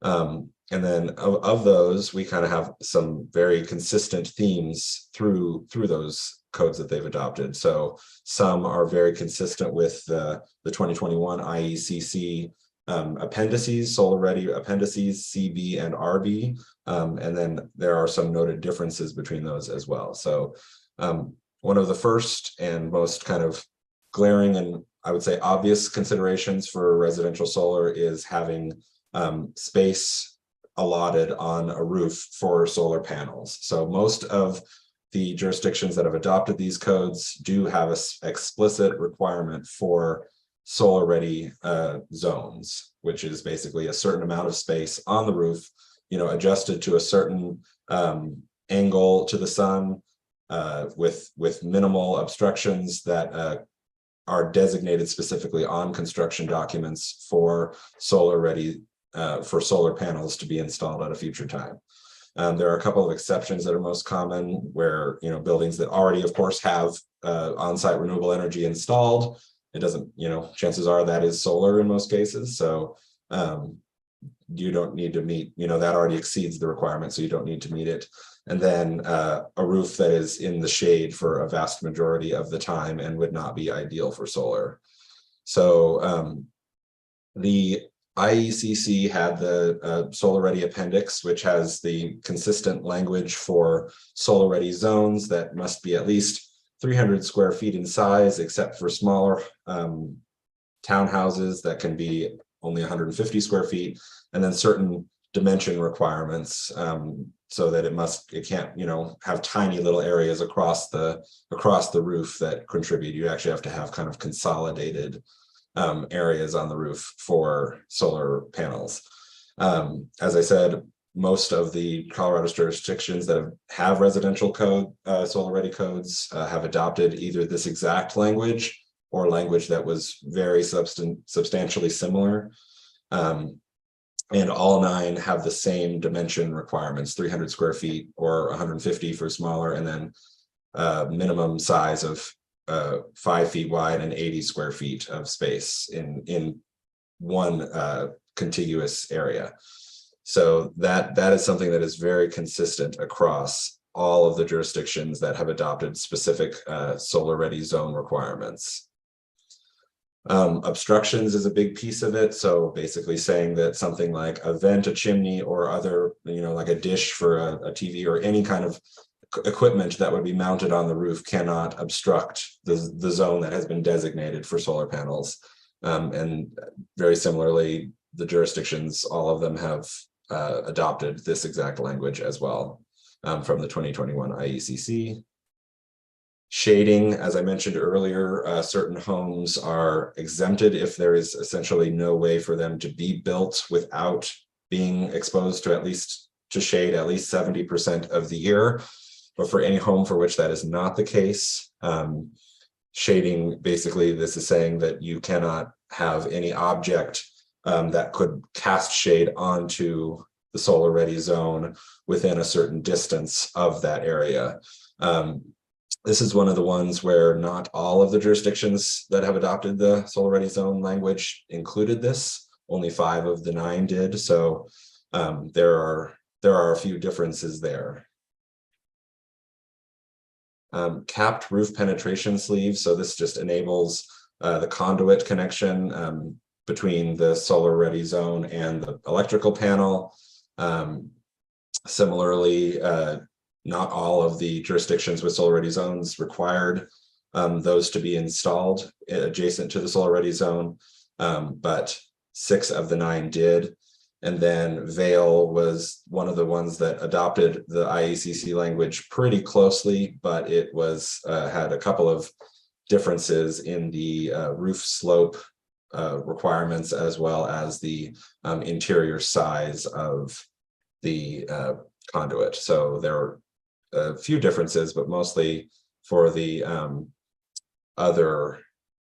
for the ones that have consistent requirements, there are a few minor differences in some jurisdictions, but for the most part, everyone has adopted pretty much this exact language from the IECC.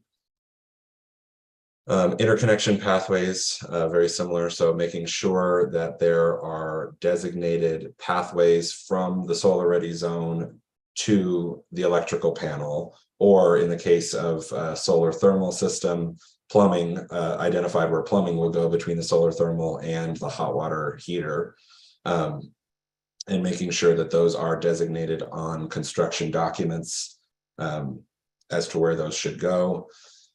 And most of the Colorado jurisdictions have adopted that language, and Denver added language to their requirement that they have to also identify where inverters would go, metering equipment would go, and then this additional for plumbing, or additional to the path, and in addition to the pathways for electrical and plumbing. Tim, I see you have a question. Yeah, thank you. I send out a couple of these chats and I'm only sending them to one person, so I apologize. Back to the potential shading slide, or that's the section.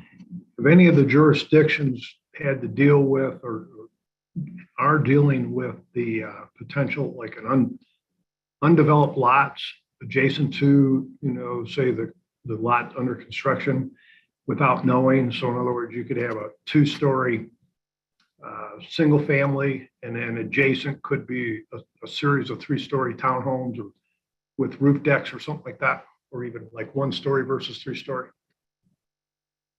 Yeah, so I don't know if any jurisdictions have specifically dealt with that concern. I do know that this really, this is applying specifically to the construction of objects on the building itself. So like you can't build a chimney that's going to be shading the solar ready zone a significant portion of the year in that way. So you have to build it differently. So I don't think this is applying to consideration of, what the next door neighbor might do so much as it is just restricting or specifying requirements as to what you can do on your building in terms of objects that might provide shade.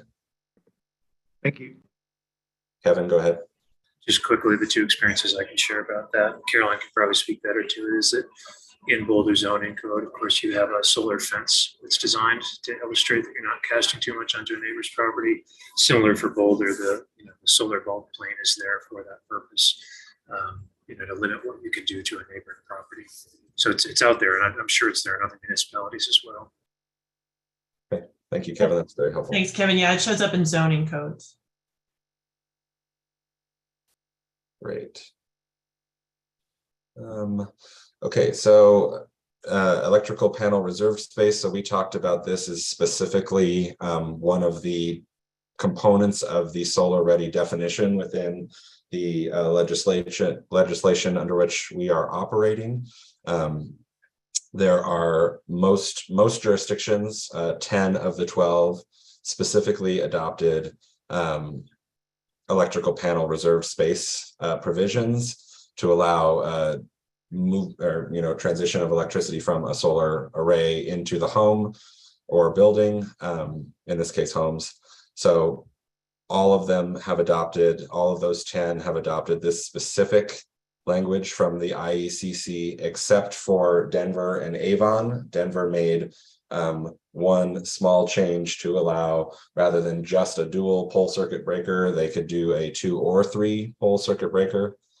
And then Avon actually replaced the entire provision with a different one to allow for requirements for a minimum amp all-in-one solar ready load center. So a load center that's specifically designed for solar installation in homes, and then also specified the conduit size. So this is a pretty common provision and something that pretty much every jurisdiction has chosen to move forward with.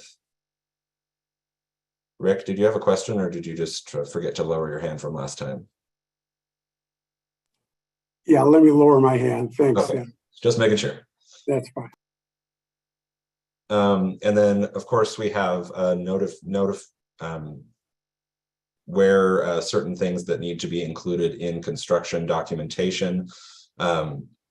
So they have several provisions relating to documenting the actual location of the solar ready zone, making sure that the roof load is is clearly indicated where the load from the solar would be on the roof, and then the certificate for the solar ready zone shall be posted near the electrical panel, water heater, or somewhere that is very obvious to the homeowner. Denver included that the document certificate has to be provided to the occupant, not just posted near the panel or the water heater. But with that exception, all of the jurisdictions that we've been discussing pretty much have adopted this exact language. So those are the main components that pretty much every jurisdiction adopted in near exact form or a very similar version. One of the areas that presented a little bit of unique consideration was about relating to interconnection pathways, about whether or not you need to just identify them, or whether or not you actually, in fact, have to install the conduit and the wiring between the electrical panel and the solar ready zone. So a few jurisdictions, Denver, Boulder County, and Breckenridge, have actually, their minimum requirement is that the conduit, plumbing, or both are actually installed and labeled for future use, as opposed to just being identified on the construction documents. I think there are a number of very compelling arguments to support why installing rather than just identifying makes a lot of sense, both from a cost effectiveness perspective, from a difficulty of retrofit perspective, to have those conduits actually installed between the roof and the electrical panel. rather than just identifying where they go, and so that when you go to install solar panels, you're not having to go back and rip out walls and having to put things in those spaces. The marginal increase in cost for doing it during construction is so much lower than doing it during retrofits that there are a lot of arguments as to why it would make sense to do that. But only 3 jurisdictions in the state, as the ones that I noted, and the language that I have here have actually done that as a requirement. Pretty much every other jurisdiction that adopted those pathway requirements only required that it be identified on construction documents, not actually installed. So I will note that there is just generally a lot of consistency across the board when it comes to what Colorado jurisdictions have chosen to do. This installation versus just identification of conduits and electrical wiring is pretty much the main area where they differed in significantly. And so that's pretty much the story for Solar Ready in Colorado and for residential buildings. So just wanted to present that information and give folks an opportunity to ask any questions or discuss those provisions.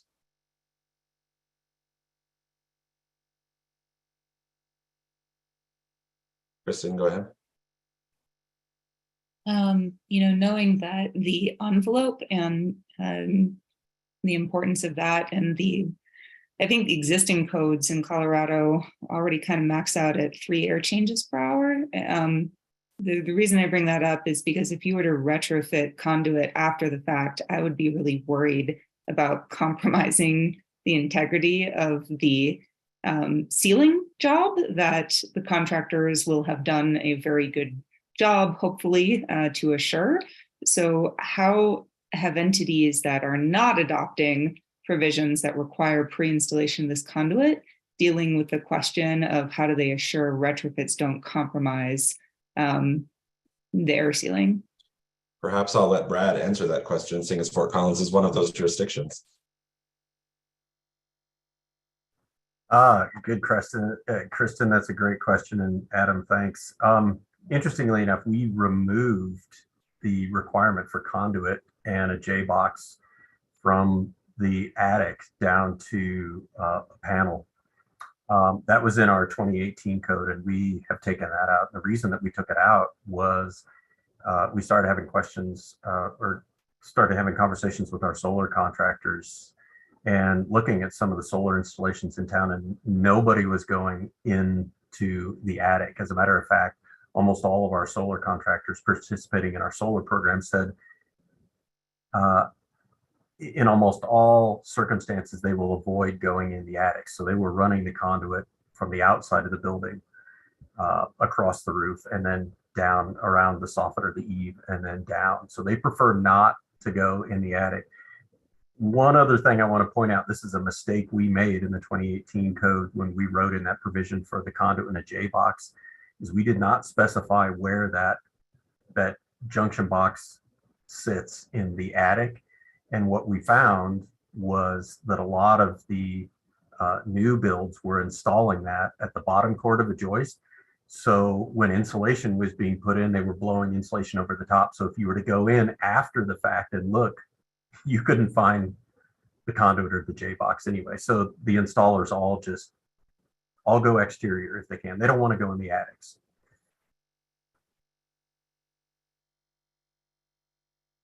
Ron, did you have something to add to that, or were you going to ask a separate question? I was actually going to give the same response that Brad did, that they go on the outside when they can. But just, I guess I was also going to say that we know for a fact that every time someone retrofits in any services, they typically do damage the building envelope.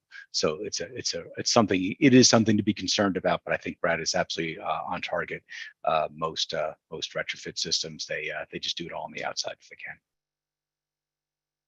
And so Ron and Brad, I guess a follow-up question to that would be, is there, if it was installed at construction, is there a reason why it couldn't be also just installed on the outside and I'm not an engineer, so I don't know if there's arguments as to why that is a good or bad thing, but I think from an aesthetic point of view, people don't tend to like it on the outside if they could avoid it. Again, I think, what I'm seeing in my jurisdiction is that most of these new houses are just going ahead and installing some amount of PV anyway. So we're really not seeing a lot of it, just conduit setup. What we do see sometimes is people just putting the main load center in a place that's readily accessible in sort of like an unfinished area or something like that they can get to later. But we see a lot of people just installing systems. Boulder's one of those as well in the same response. It also is worth noting that we require a minimum of 5% of electric load for all commercial. So really there's nothing being built that doesn't have some solar anyway.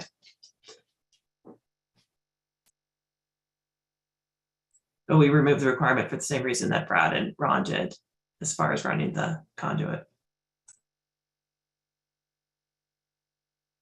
Thanks, Carolyn. Does anyone else have questions or comments?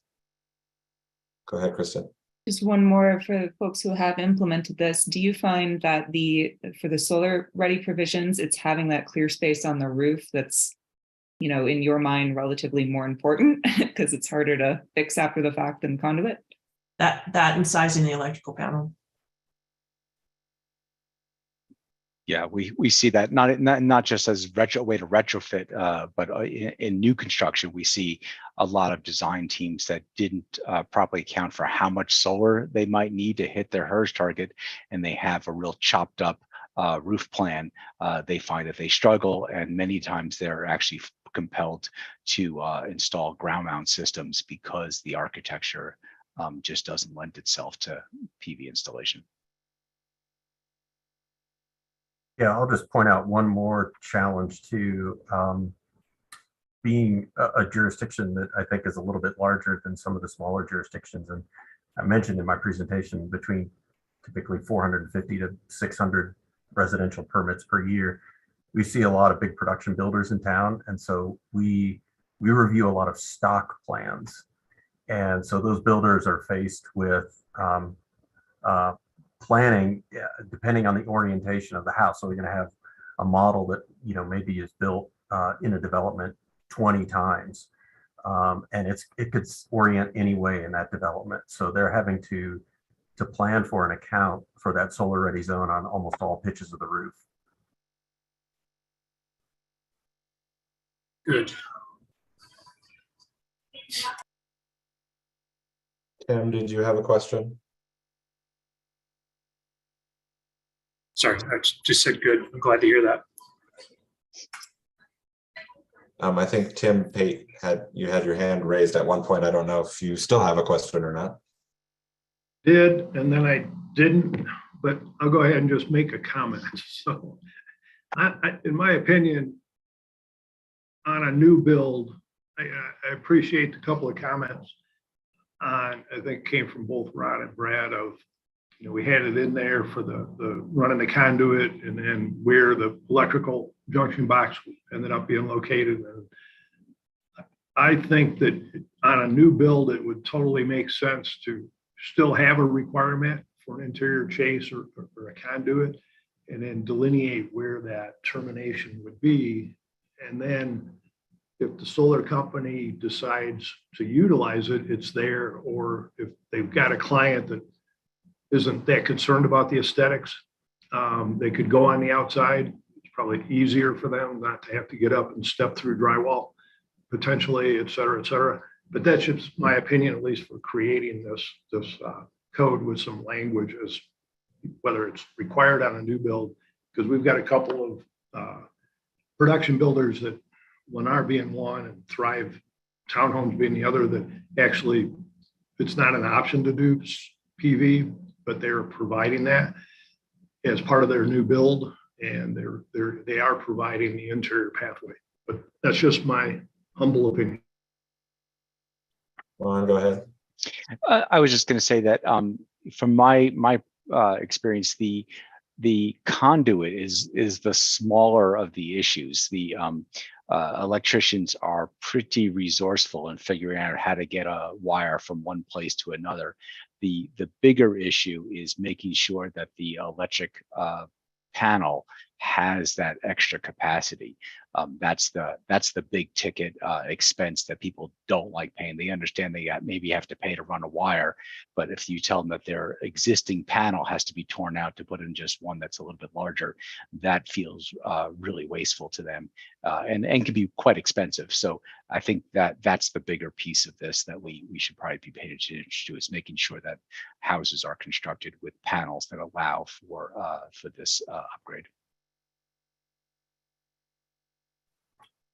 I'll just add one thing to that because Ron kind of mentioned cost, and to kind of address Tim's question or comment. I don't think we're against it. I wouldn't be against putting it back in, maybe in a future iteration of code. But I will bring up the cost. So we brought this in the review of the 2018 code to our code review committee, and we asked builders and electricians to price it out, and we landed on about $300.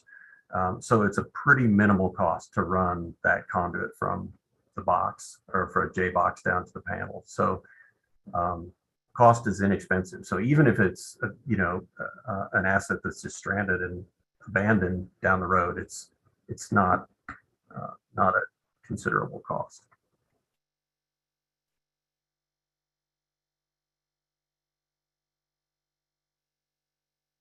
Thanks, everybody. Does anyone else have questions, comments that they'd like to bring up on the solar?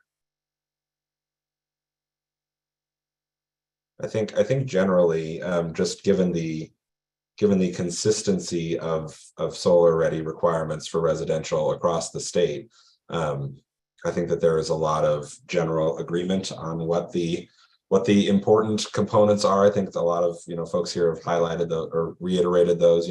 Making sure that there is a specific space on the roof, making sure that electrical panels are properly sized to accommodate these new installations or future installations. So I think we will definitely have opportunity to talk more about specifics, and I think whether or not for this interconnection pathway issue, about whether or not it makes more sense to require installation versus just identification of potential pathways on construction documents. But I'm happy to facilitate any kind of conversation too about if there are folks who are concerned about even if there are provisions that are relatively consistent across Colorado jurisdictions, if there are comments or issues with those as well, because that's something that still needs to be considered. Go ahead, Carolyn. Yeah, not a concern. I mean, I think that there's a reason they're consistent, is because they've been in place for quite a while and have been refined and found their way into the international code. I think the one thing we just want to name and think about is the solar access requirements do come with more review considerations for implementation, for city and municipal and implementation teams. And so just making sure we're adequately planning for that and resourcing it. I think that's the principal lesson we've learned, is there's not a great streamlining permitting process for solar permits, primarily because of the access requirements, not any of the other considerations. And so just wanted to recognize that some of our jurisdictions will need this as part of the training, and some of the streamlining process or ways to best practices and review that we should work towards as well. Thanks, Carolyn. Go ahead, Tim. Yeah, I would like to tag on to that comment on the ICC code change process. So these two appendices, they've gone through extremely rigorous vetting in the national and the international. I mean, they are international codes, and I've been a huge member of the national code change process for the last 22 years.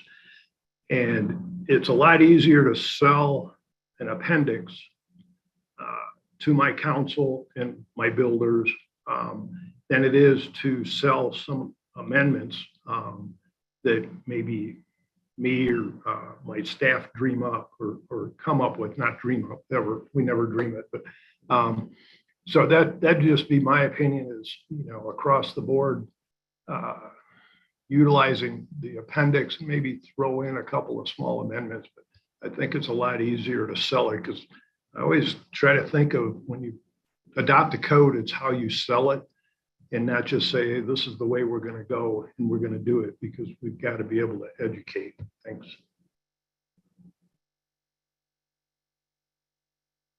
Thanks, Tim. Any other comments or discussion or questions?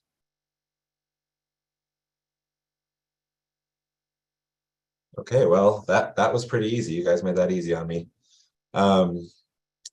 So I think that next step is to kind of talk about moving forward on meeting scheduling. So you have all seen the proposed schedule that I sent out and sent the survey about. I've gotten a couple comments from folks that since we have most of those meetings are on Mondays at noon, they're pretty consistently Mondays at noon.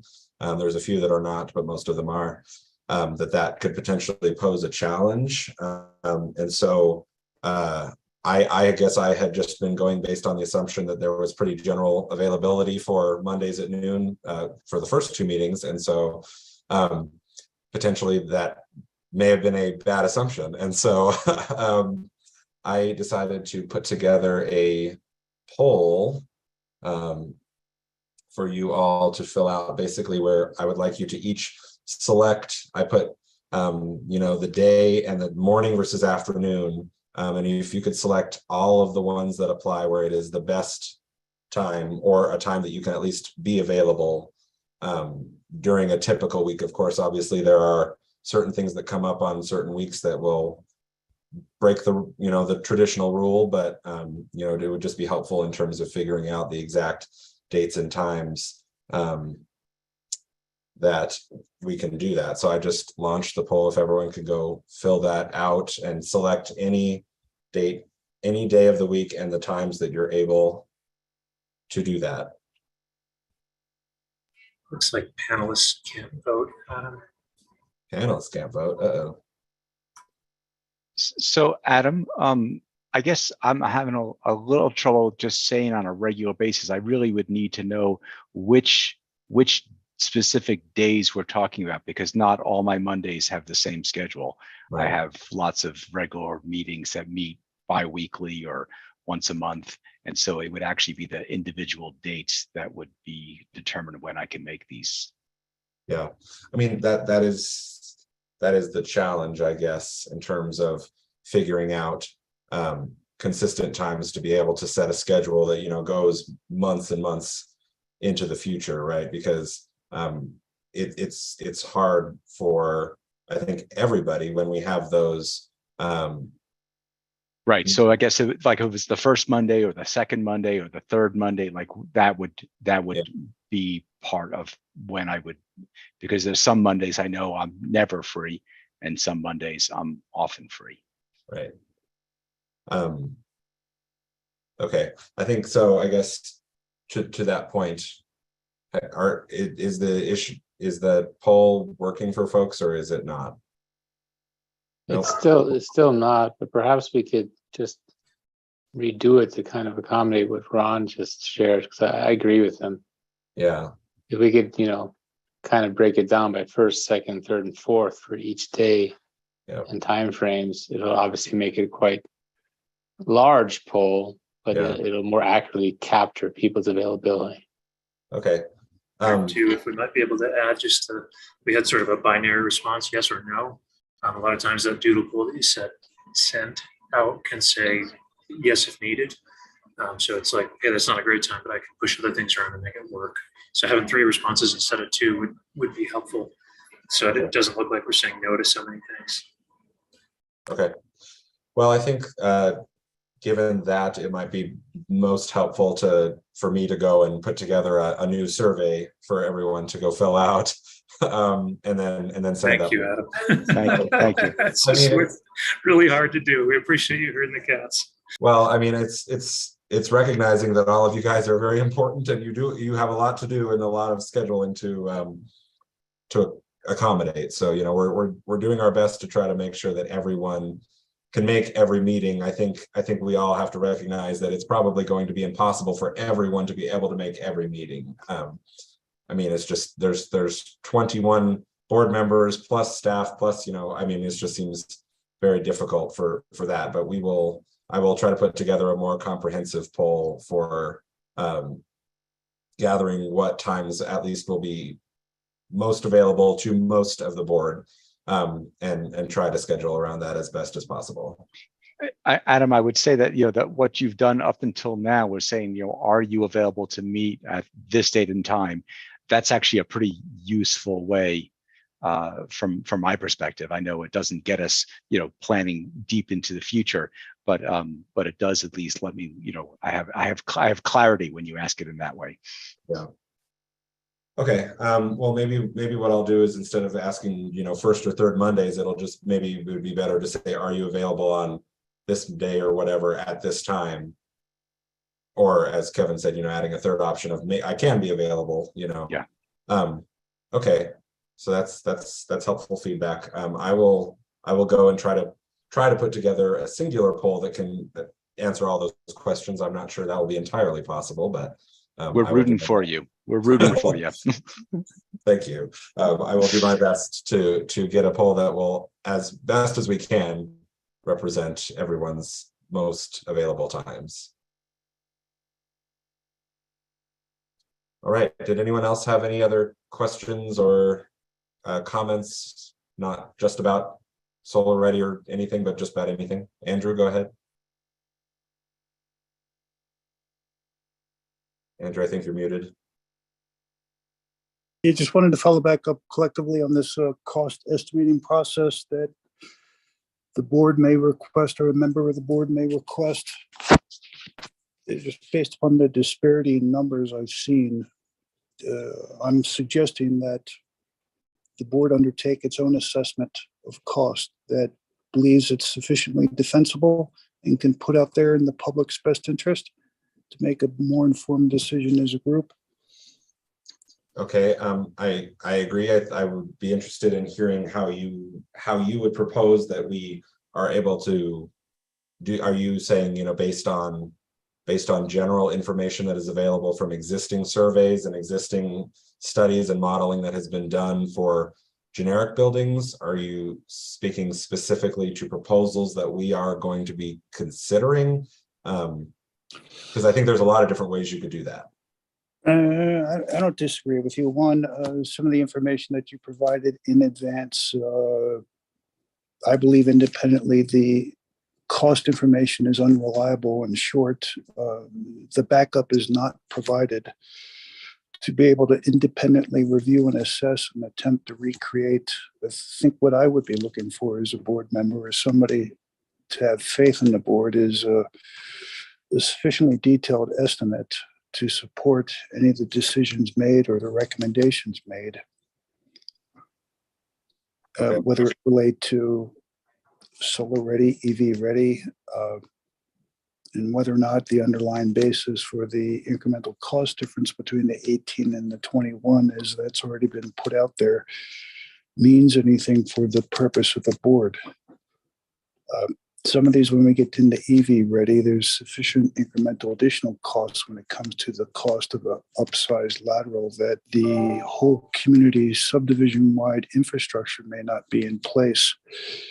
And many of us operate as a finished lot land buyer and may prohibit or stall certain pipeline of available lots for years to come, depending upon how this proceeds.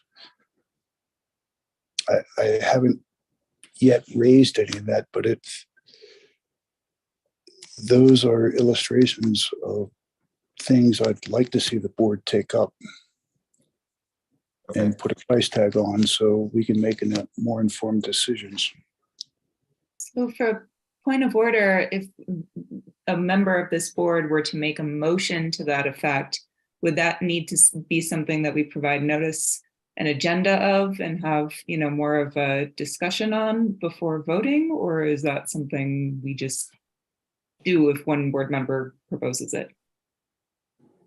Well, I think certainly, and perhaps David, our counsel, can speak to the literal legal procedural process for doing that. I think when it comes to providing, if it's information that we're able to provide, I think that there's no reason not to provide it. Like if it's something that we are able to actually just, you know, pull together, I think that that's something that we can do.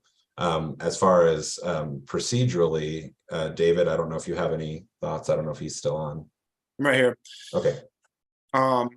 What specifically are you asking to do? Yeah, so just other boards that I'm on, if there's like a motion by a member of the board to take some sort of action, typically that has to be provided on the agenda in advance. And then, you know, the board actually has to discuss and then vote on whether we're going to proceed with that proposal. So for example, here we had a member proposing that we conduct an independent study and then use that when, you know, making decisions. So my question is, procedurally, how would that go forward? Yeah, I think best practice would be to put that on the next agenda and then have a discussion and have a vote on it.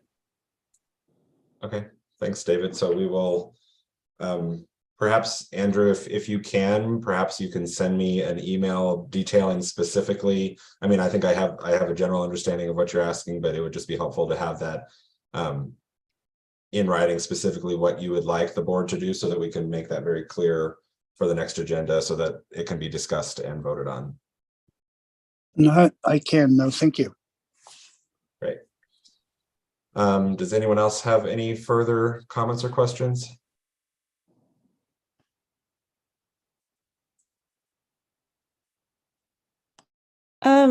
There's been a few questions in the chat of whether the presentations can be shared. Are those all available to be shared out? Yes, so the presentation, everything that was shown today, for one, is live streamed to YouTube, so anyone who wants to watch the meeting can go do so there. And then the presentation, as well as the meeting notes, you know, meeting minutes, will be posted on CEO's website. Great, thank you. Tim, go ahead. Yeah, thank you, Adam. So with that recent question and direction from David to put that topic on the agenda, or that request on the agenda for the next meeting, and then the board would vote. I think that there's still supposed to be executive board picked, and then from that, the board gets to pick the chair and the vice chair, which wouldn't that need to be done to vote before any voting happens in case it's a tie? So the executive committee, and David can also weigh in on this one more specific legal question, but the executive committee is only really voting after the board were to vote on anything when it comes to elements being considered by the board for inclusion in the code. So it's not the tiebreaker vote necessarily for just like general votes for how the board to proceed. I think that's just that's a straight up you know, majority vote, and if it does tie, that means it fails. That's right.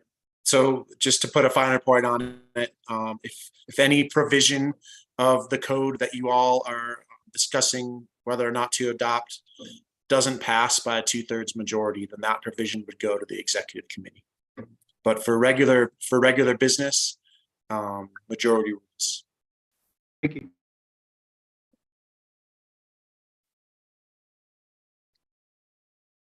Andrew, did you have another question?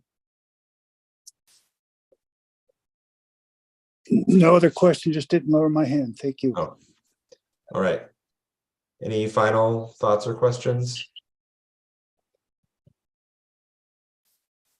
All right, well, we are at 3 o'clock, so we were able to finish in our 3-hour window, so that's good.